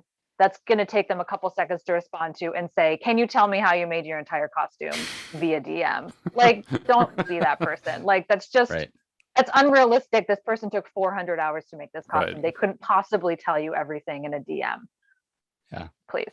Okay. So if you don't want to turn off Maggie at a con, don't turn your back on her when she asks you a particular technique, or if she just compliments you. Yeah. When I'm Well, no, squealing I've all got a over your better one. costume. If you want to upset her, don't be awesome, because that's the only way she's not going to be fascinated by how incredible you did whatever Right. thing she's fascinated by. Just suck.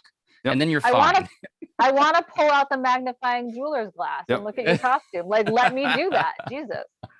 Do you guys know that Harrison actually gave away a gold gold I leaf want that jeweler's gold loop loop. last year Yep. in a Yeah. shadow box with like velvet lining and a little actual like placard, like so extra. It was so funny So how, extra. because that's been a gag of his for years, and it was so funny last week having him and Bill on the show, and he told Bill that he did that as a prize, and Bill just like lost it because it's such an old joke between them, and Bill just thought it was hilarious. All right, so Tegan, Turn-ons. What are your I've turn-ons? literally stalked people at cons to look at their props and armor. There's one year at Colossalcon, I saw Vulpin's Garuda bow like going around a corner, and I was talking to someone. I was like, "Bye," and went to just be like, "Can I look at your prop, please?" you're very I mean, I knew it abrasive was- when you get excited. Yes. Yeah. Yeah. No, just like if I see like, oh, or like something that it's in like a fandom, like a Blizzard, like Diablo especially costume. Seeing you at BlizzCon will- was challenging to keep your attention because you were so turned on the whole weekend. Yeah, like, Was I'll brutal, just though. it like, I mean, you just see a costume, you're like, ooh. So like really like, especially armor and props. If I see something like, like I will not know you, and I will just come up to you and start ogling stuff and probably poking things. I mean, consensually. And like I will ask, specifics like, how did you make this, or is this foam, or is this Warbler, or is this 3D printed?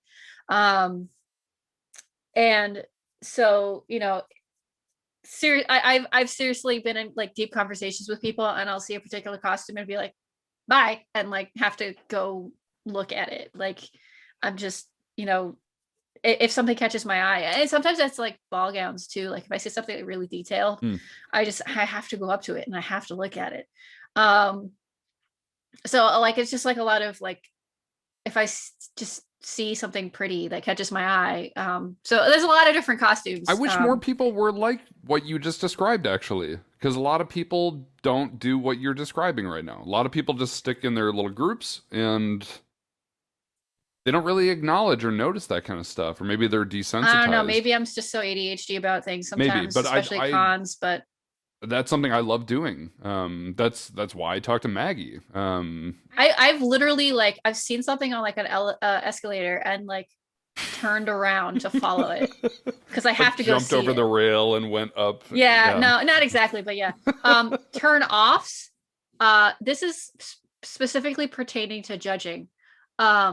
When someone has an absolutely drop dead gorgeous costume and they don't have the right wig and they don't have makeup, I don't know what it is. I just can't, like, you've ruined the illusion. It's just like they went full ass 90%, and that last 10% is just missing. It's like the I don't know what it is. Also, like, I hate fake lashes, but like if you're wearing some costume where it would be this is for all genders. If it would be beneficial to wear fake lashes, just wear the fake lashes. Like, But just you're do it. saying you want people to wear fake lashes. Yes. You're like, saying go do all it. the way. Don't half-ass anything. If you're going to do something, No, yes. just Yes. commit. Go all the way. Okay. Yeah. Gotcha. And more people of all genders can benefit from fake lashes. And like they have the magnetic ones now, like the magnetic liner thing. So that makes it really easy. And actually that's apparently good for a lot of people who have disabilities with their hands, for like applying fake lashes is really hard. I don't know what it is with me and lashes. I'm not wearing them right now, but it's just like the makeup, like this is like specific to me and like judging. Like if you come in with a ridiculously amazing costume and then just this is not done. Like, it's just like, come on. Like, Dude, I feel you. It's do, like do you, when do you know what I somebody, mean? It's like, yeah, it's like when somebody is wearing like this awesome costume and it's weathered and there's armor, and then they've got like a really silky satin like lycra undersuit that just completely stands out, and you're just like, yeah, or like, but why? or you make this incredible armor and it's gorgeous, and you and freaking it's not safety weathered. pin, and you safety pinned it on. Oh, like, right. and you're just like, oh, come on. It's just like that one. It's that come on feeling. It's just like that Yeah. like you went so hard for like almost there, and then you just drop the ball. Like, Yeah. I don't get drop it. the ball. the- It's like I'm not. yeah. It's like I'm disappointed in the like the lack of completion. I guess I'm a completionist. Like, if I start something, I finish it, and I finish it to the Well, and you're talking the specifically about competitive cosplay as well. yeah. If you show up and you just want to walk the floor wearing, whatever, that's fine. You can buy a I mean, I Spider-Man show up jumpsuit, and walk around in a Pikachu hat and like, which you do often. Yeah. Yes, I need to get a new Pikachu hat. I got paint on my other one. All right, let's get some viewer questions in here. Yeah. Yeah, You know I'm what? not just mad, I'm disappointed. Yeah. So there was a question I didn't have a chance to ask last week, and I think it actually is super fitting with this one, but it was by somebody in Discord named Astronaut Shadow, and they had asked, do either one of you have a favorite little to unknown product you use? Hmm.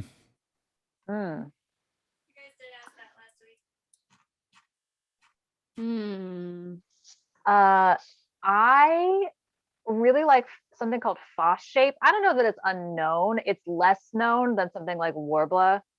It's similar to a thermoplastic, but it's more of a felt.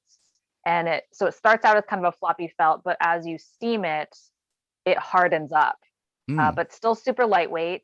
It's made by it's distributed by Wonderflex. I don't know. It's made by Wonderflex, who, by the way, he was watching this stream earlier. I've used Foss shape. I know about Foss shape, but yeah, it's not very well known necessarily. And you can sew through it. So so the shoulders of my Maleficent dress, they sort of had like a little spiky situation holding the shoulder out. The base of that was Foss shape.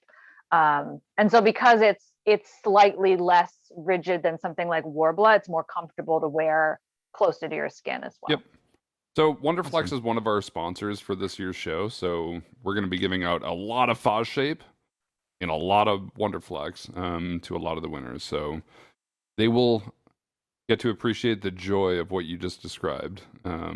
What about you, Tegan? Do you have a... I've just been looking around to see if there's like anything that I don't around like, your gazebo? Yeah. No, I don't think there's anything that I use that's like unusual. But one thing that I do that I don't know if a lot of people do is sew foam. And like with high density foam, especially like really high density foam, like it's like a... Is it? I think it's short. What's the 38 stand for?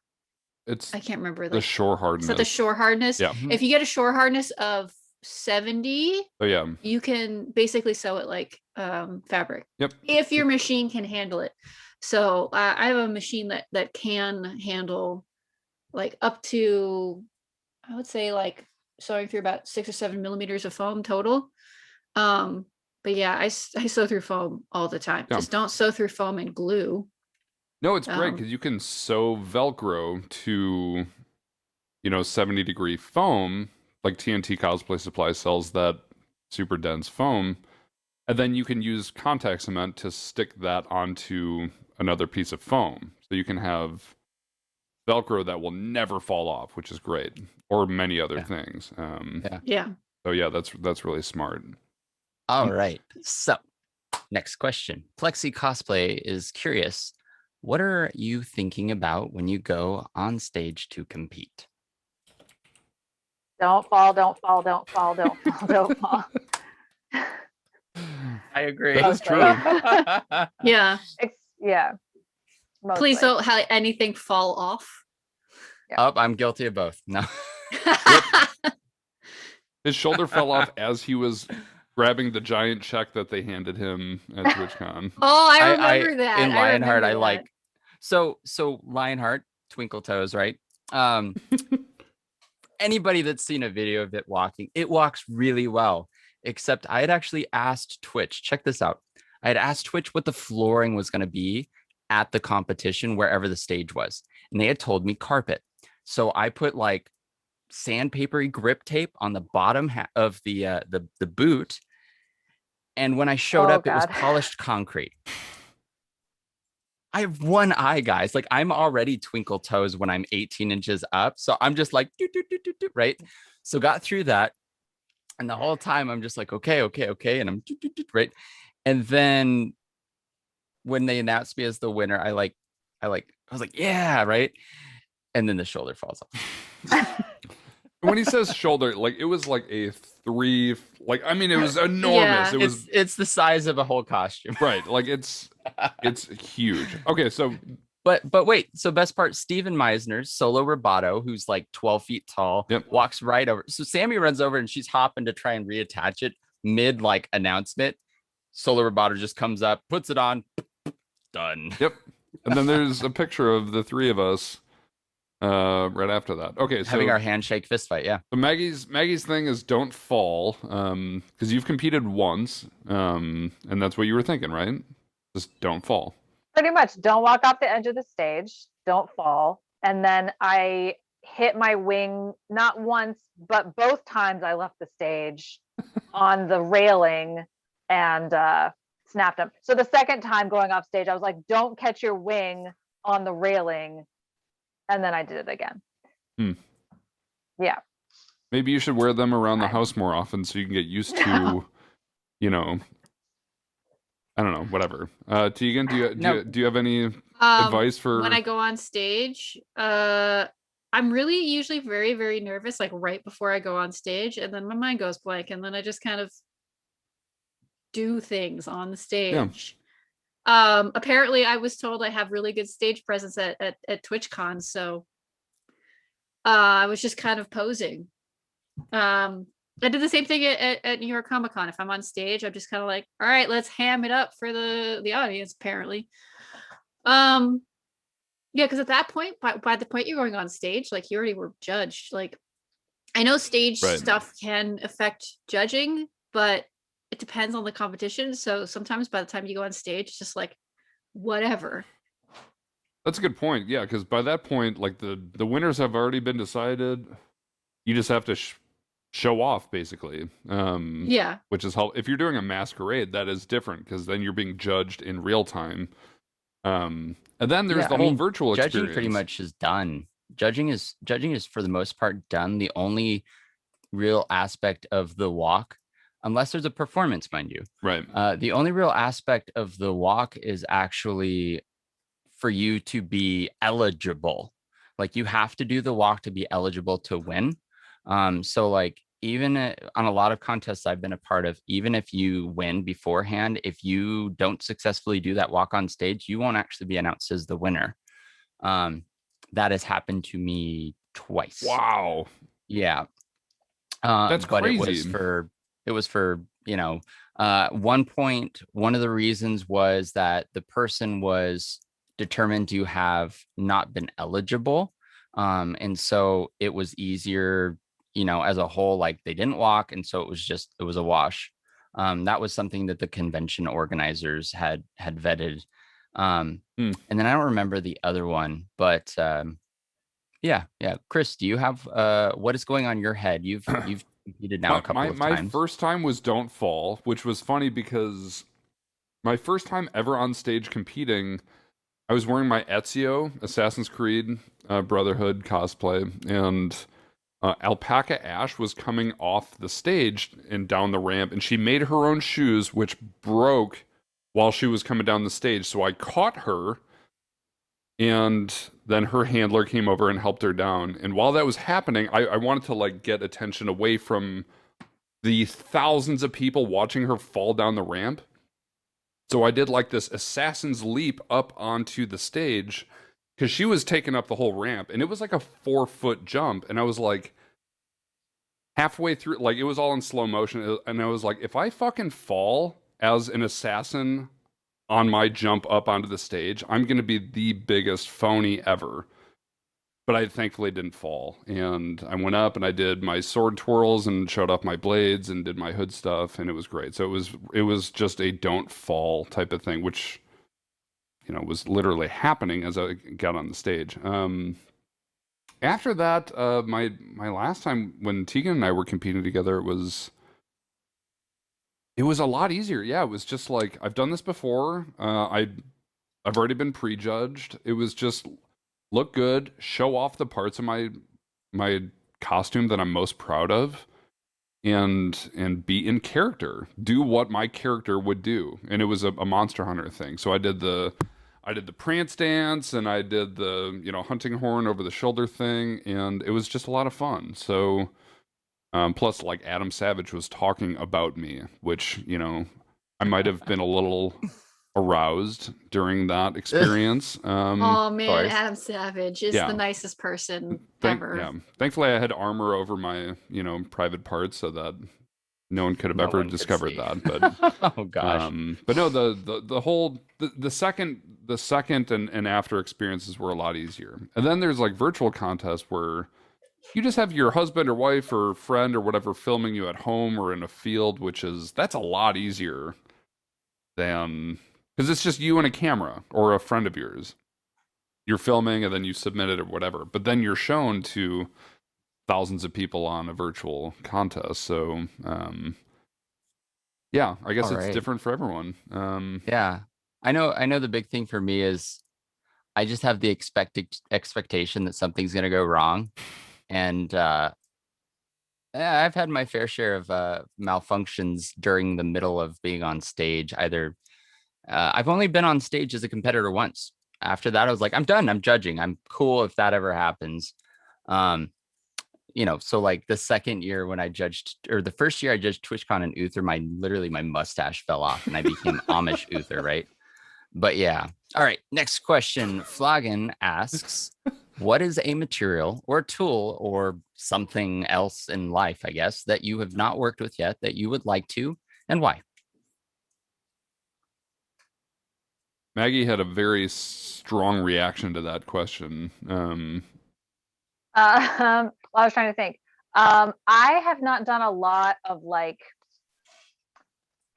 maker machine situations, either like the brother cut and scan and copy cut, whatever it's called, or like the vinyl cutters. Yeah. Cut and Okay. sew. yeah. And that is something that I would like to learn how to do. I like the whole technological side of making. I'm like super analog in general, and that kind of comes from the theater background, which I could go on forever about why that is. But so I would like to get more into that, like 3D printing, the maker machine, like vinyl cutting. There's so many cool things you could do with that stuff, but I don't have the technology skill set right now to be able to do any of that. So I'd really like to work on that, but there's sort of a monetary barrier there because I don't have any of the equipment currently. I will talk to you about some of that after whenever, because I'll help you out. Yeah. Yeah. I'm basically the same boat, like 3D printing and like vinyl cutting and like resin printing and stuff. I just don't have a lot of that stuff. And I'm also very analog. It's just the way that I work. So for me, like working in a digital space is way more difficult than working in a physical space. So I keep being like, yeah, I want to do that, but then I don't. Well, because it's because you ever have we questions, also that's all I do. So Yeah. yeah, because we can do it in a different way, which isn't necessarily wrong. But so in the meantime, it's like I don't have the time to spend to learn how to do those things because I need to get it done now. Right. yeah. So that's also kind of a barrier. Like I have to make it a goal of like, I'm going to have 6 months and I'm going to learn how to do these things. But that's a lot to put on the plate. I haven't like needed those things really Yeah. yet. Yeah. Or I haven't had a project that has needed it. I just haven't gotten It's to not a that bad thing, yet, because the but longer you wait, the cheaper and easier all those things Yeah. get Yeah. to get Yeah. and to use. Like I just got a resin printer, which I barely ever use, but by the time I got my first one, it was like $200, and it's phenomenal. You know, I skipped the whole 3D printer generation back when they were like $5,000, and now you can get one for like $100 or whatever, and they're better than they used to be. So, Yeah. Yeah. Well, you know, this is something I have this conversation with people a lot, actually. And what I would say is, I suspect both of you already know on a on a on a pretty straightforward basis how to do all of that. What it really is you don't know the route to find the tool that does the thing you already know how to use, whether it's sculpting or, you know, with 3D printing. Like, all of it is pretty straightforward, but it's like, well, which tool do I use to do this? Which tool do I use to do that? Okay, I can just do all that by myself already with my hands, right? You have 3D printers, it's called your hands, right? And so really all it does is when you learn it, it makes it faster. That is almost all that machines do, is you invest the time and then it can do it faster for you. But I have to say, for a lot of people, it's not fun. It really isn't. For me, sitting and working in ZBrush, for example, it is a video game. I love it. It's so much fun to me, and it costs me nothing. That is the one thing I will say is, working with equipment, yeah, I might have had to buy the dang equipment, but I can simulate all of the production process and make sure it's going to work before I even spend a dime now on it, outside of electricity and time, right? So that's really, I think, a big consideration a lot of people need to make, is don't feel pressured to get involved with, you know, machinery and printing and laser cutting and plotters and all that stuff.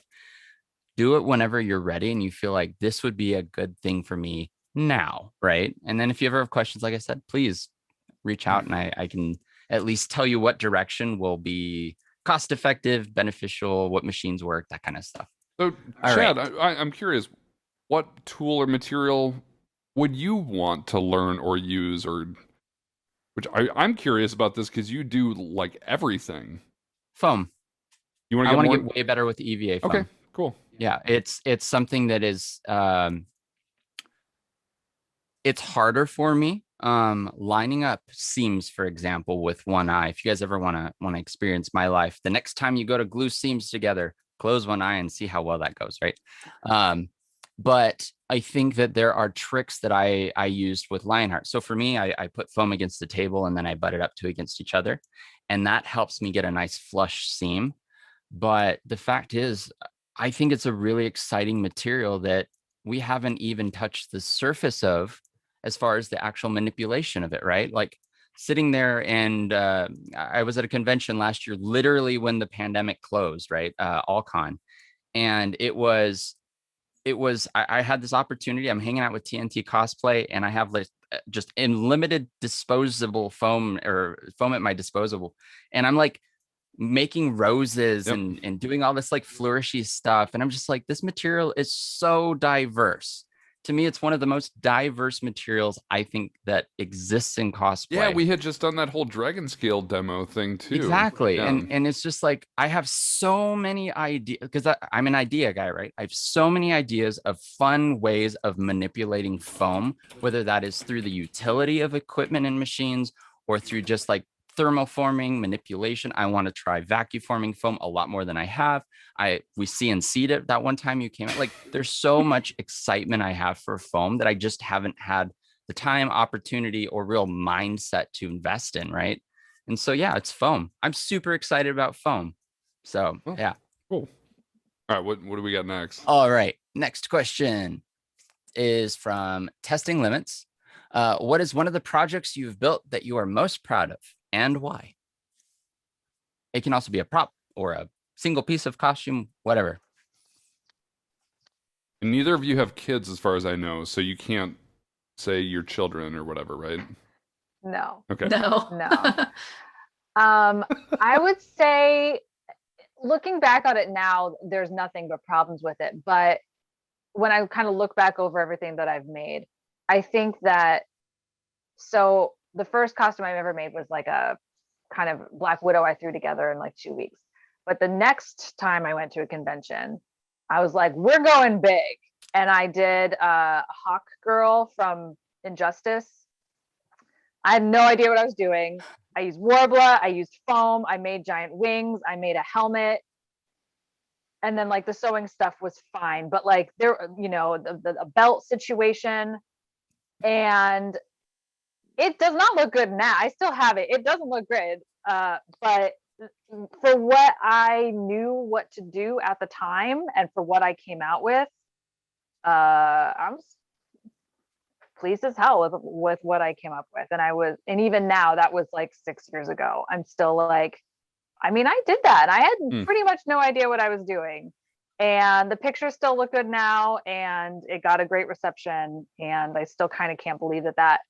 I mean, it's typical me. I'm like, yeah, second costume out. I'm going to do this ridiculous thing and I'm going to wear it all day. And my back is never going to be the same, but it's going to be great. And then when I made Maleficent, the whole goal was to make the wings better and more comfortable and more balanced, which I did a pretty good job of. So probably those two. So that those Hawk two Girl things. thing was kind of your experience of like jumping in head first and doing a bunch of things you've never done before, and you found out that, hey, I can do this, and maybe it kind of inspired you to do a lot of things you might not have ever tried in the future. So that's pretty cool. For sure. Yeah. And at the time there were a lot less sort of YouTube tutorials Right. and various things out there. Kamui was kind of the only person doing that sort of thing so far at that time.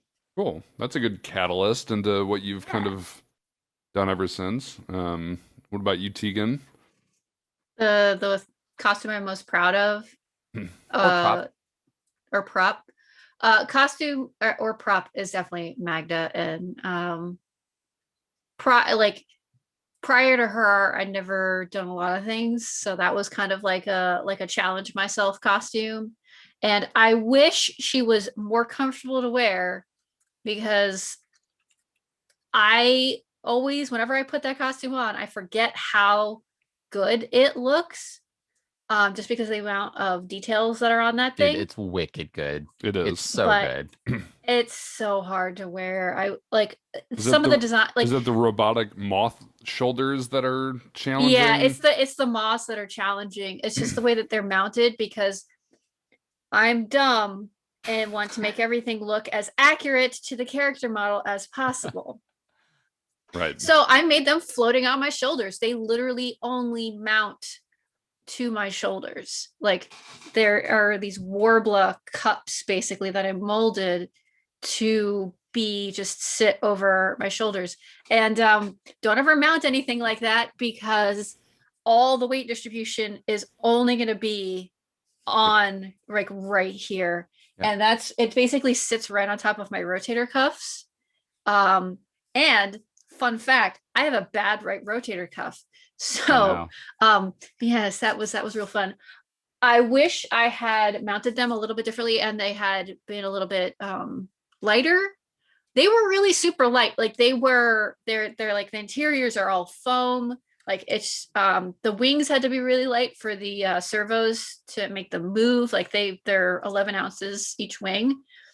So they're actually really, really super light. It's just the where they sit is I basically just like when I was wearing it at Katsucon, my friends basically would just take them and like lift them up for about a minute, and just getting that pressure off made it so much easier to wear. Before Magda, though, the costume that I was probably most proud of was Diablo, of which I only have the head still, but like I made that costume in 2016, basically before I knew like anything about anything. Like I don't know how the heck I pulled that costume out of my butt. That was also the first costume I ever put lights in. I actually had my dad program the Arduino for me because I had no idea what I was doing. Fun fact, I was the one who got my dad into using Arduinos because of that project. That's cool. Yeah. So yeah, I took the costume home to my parents' house over Christmas. So I was like home for a couple of days, and he showed me how to do all the soldering and do the programming, and he wrote the code. It was just like a simple like fade code. Yeah. So I like that was like a lot of firsts Diablo was, but Magda is probably my like pièce de résistance, I guess. Although it's not my like total like dream costume. That'd be the Angel of Death from Hellboy 2. I have a thing Oh, sorry, go ahead. for wings. Yeah. Oh, man. yeah. Magda has like a gorget, right? Yeah, yeah. So we did Velcana in 2019 for Capcom. It's a Monster Hunter costume, and the costume's got shoulder pads, but it's got a gorget.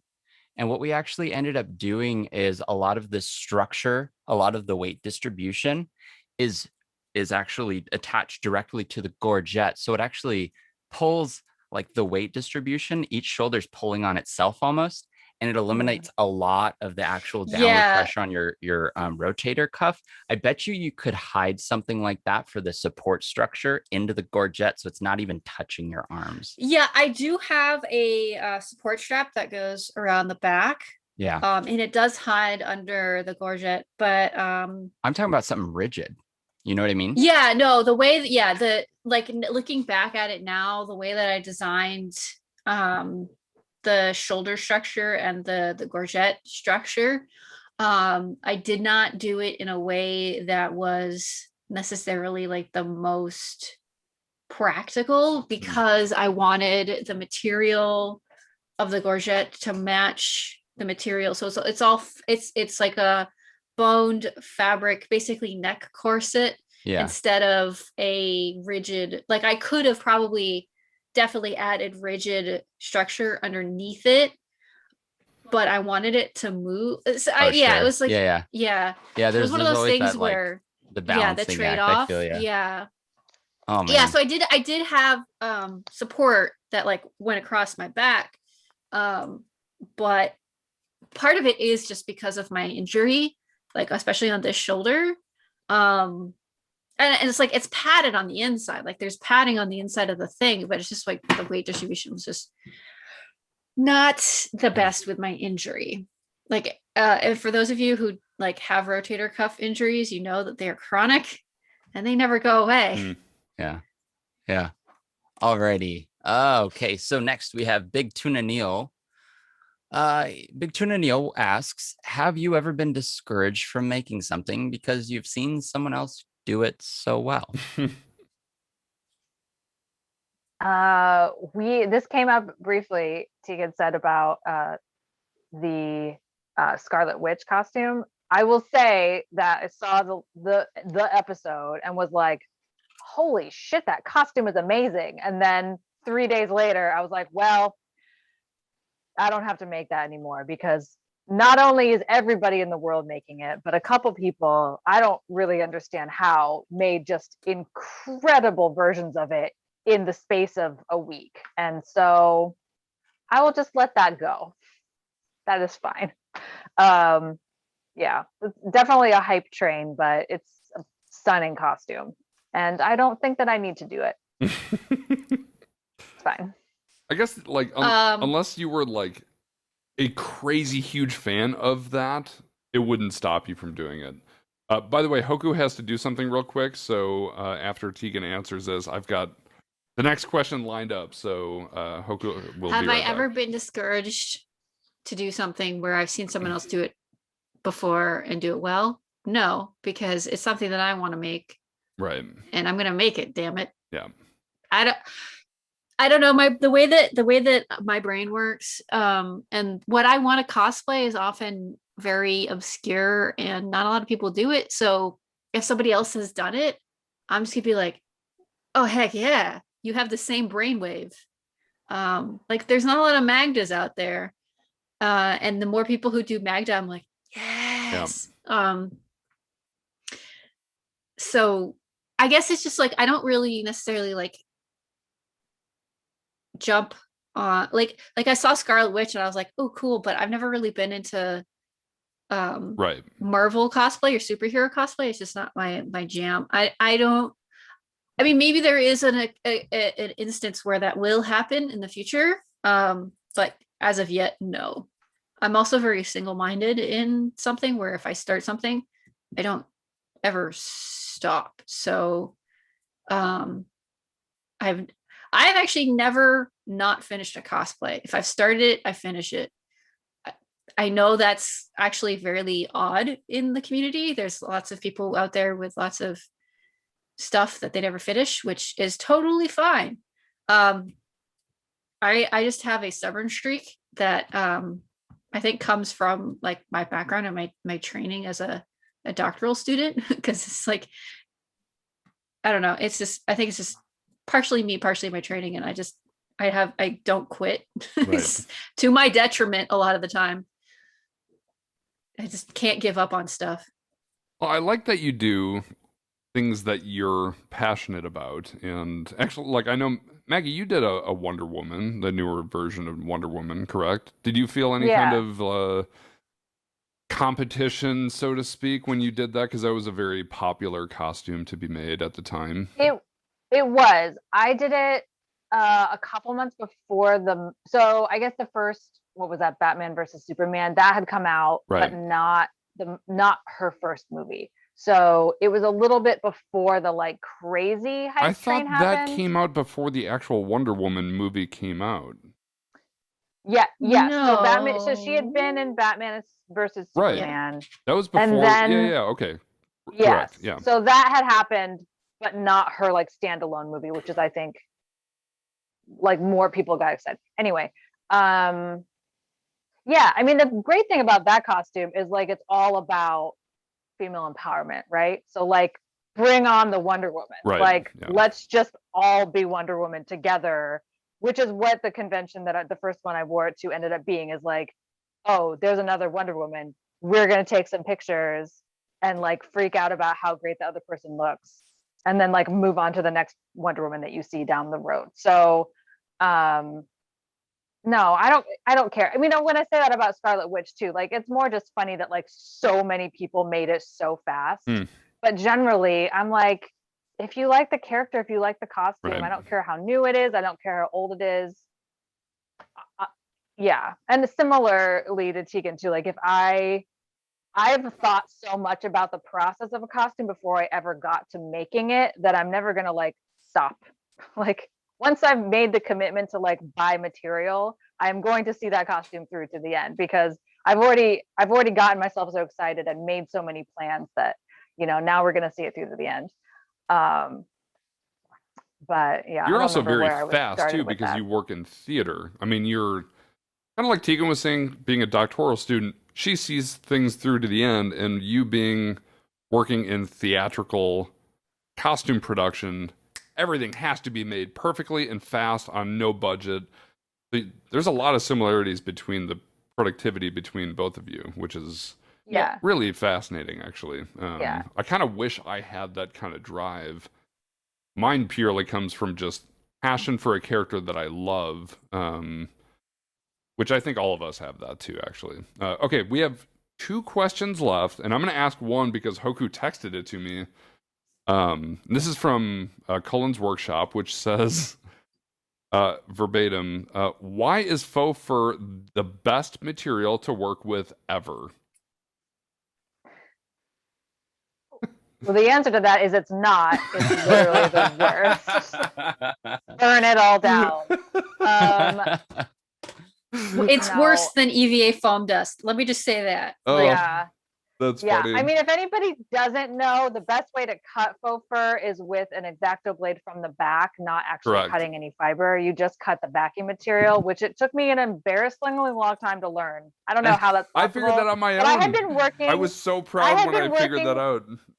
Yeah, like professionally for like 5 years before somebody told me that. And I was like, obviously, like, why did I never think that? No, it's the literal worst. It's terrible. worse than EVA. It's worse than working with EVA and like sanding EVA. I swear. I It love is the literal results. devil Everything fabric. I've ever made out of faux fur, like it looks so good though. And yeah, it sucks to Yeah. work with, but God, it looks good, especially if you get really high quality stuff. Yeah. Magda had a lot of faux fur because of the moths. They're all furry. Yeah. I was like my workspace. I was finding fur for weeks Right. after. It's like glitter. Yeah. Literally yeah, It it's is. everywhere. or like working with sequin fabric. Oh no. Oh, I was texting with Like- you when you were doing that a few weeks ago. Yeah, Yeah. I'm still finding sequins. Yep. Yeah, it's like confetti. Oh, there's one. It just There's keeps one right showing now. up. Yep. They're still there. I've vacuumed multiple times. They're still there. All right, so our answer is it's not the best material to work with ever. Burn it with fire. Yeah. I would Yep. say there are worse though. There is worse materials. We'll have to Fiberglass. I'll be thinking about Anybody that. want to all do weekend. yeah. fiberglass? Yeah. All right. No, you're I'm right. I've glad never we can worked with all fiberglass, agree. but I Don't know. ever do it. You will lose. You will no longer be Dr. Pikachu because it will kill the brain cells required for that. All right. So our. Sorry, go ahead. My dad built an airplane when I was a kid, Yeah. and we very affectionately called him Bondo Man because he just had this pair of overalls that he always bondoed in, and they were disgusting, and they smelled of Bondo. Yeah, You know, fiberglass you know. resin is like 1,000 times more potent, like odor-wise, than even like polyester Bondo. It's the worst. Alrighty, so final question in the list of questions of all questions for you guys so far. Perler Tricks asks, has a stage walk ever determined a winner between two really close competitors? I would say for me, it is not. It has never been the deciding factor between two competitors. I would say that, yeah, no, it's never happened for me. I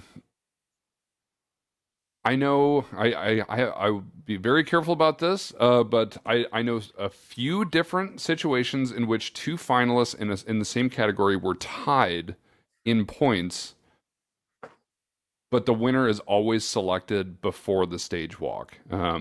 That's what final deliberations are for. So the winner is always selected before the stage walk, unless there is some kind of a,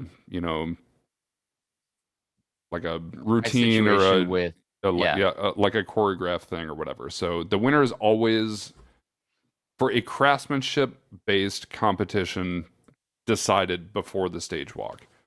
I suppose if someone did something really offensive during their stage walk, they probably wouldn't, that kind of thing. But I don't think that would ever happen. So, yeah. Sorry that Hoku and I answered that question. Well, I mean, I figure we can all still answer that question. Right. To my knowledge, no. None of the competitions I've been in or judged has the stage walk affected the winner. Right.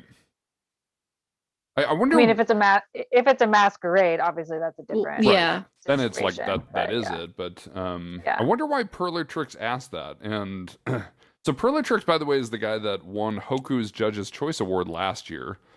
He made his post-apocalyptic cel-shaded Woody from Toy Story.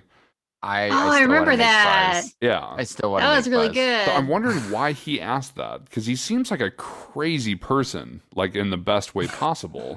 So I'm wondering, I like, think he's also a teacher too. is he planning on doing some kind of stage walk that's going to get him disqualified from winning something? Like, I don't know. I think when I saw it in the chat, it was when we were talking about similar topics. So maybe just Yeah. Yeah, I to think him. so. Yeah. gotcha. Okay. Yeah. Well, we actually have one final question, and it's a question we ask all of our guests when they join us on our podcast. But do you guys have any questions for Chris and I? No. no. No? No? If I do. If you could be doing anything else besides being professional creators, what would it be? Wow. Ooh. Chris? Like if I was barred from being an artist type of thing, what would I do? Well, you could be an artist, but like not a content creator in the way that you are now. So like a change in profession almost. Right. Yeah, like you could be a painter, say, but Mm. not a sewing person.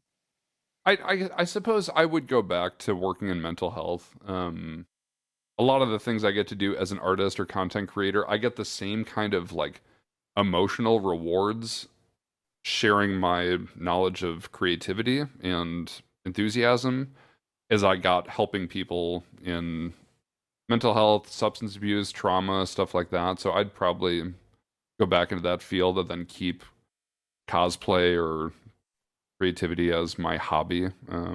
That's probably what I would do. I love space. I think space is super cool. I would hella Gotta be go an to space. astronaut, or I would be. You're just gonna I go would- full like 35-year-old. I want to be an astronaut right now in front of all these people. effing lutely. I mean, fair warning, I can think of a million different things I would love to do just as much as prop making. This is just the route I went, and it's created its own future for me, right? I would love to be a chef, right? I would love to be an astronaut. I don't want to be a fireman. I actually really kind of see the draw of mental health. I think that it's something that is very much, it needs more people, right? As far as like trying to help others with mental health issues and disease. But yeah, so it's just like for me, there's a piece of me, it's like, I don't know what's stopping me from doing all of these different things. So like someday I want to own a restaurant, right? Nobody actually probably knew that.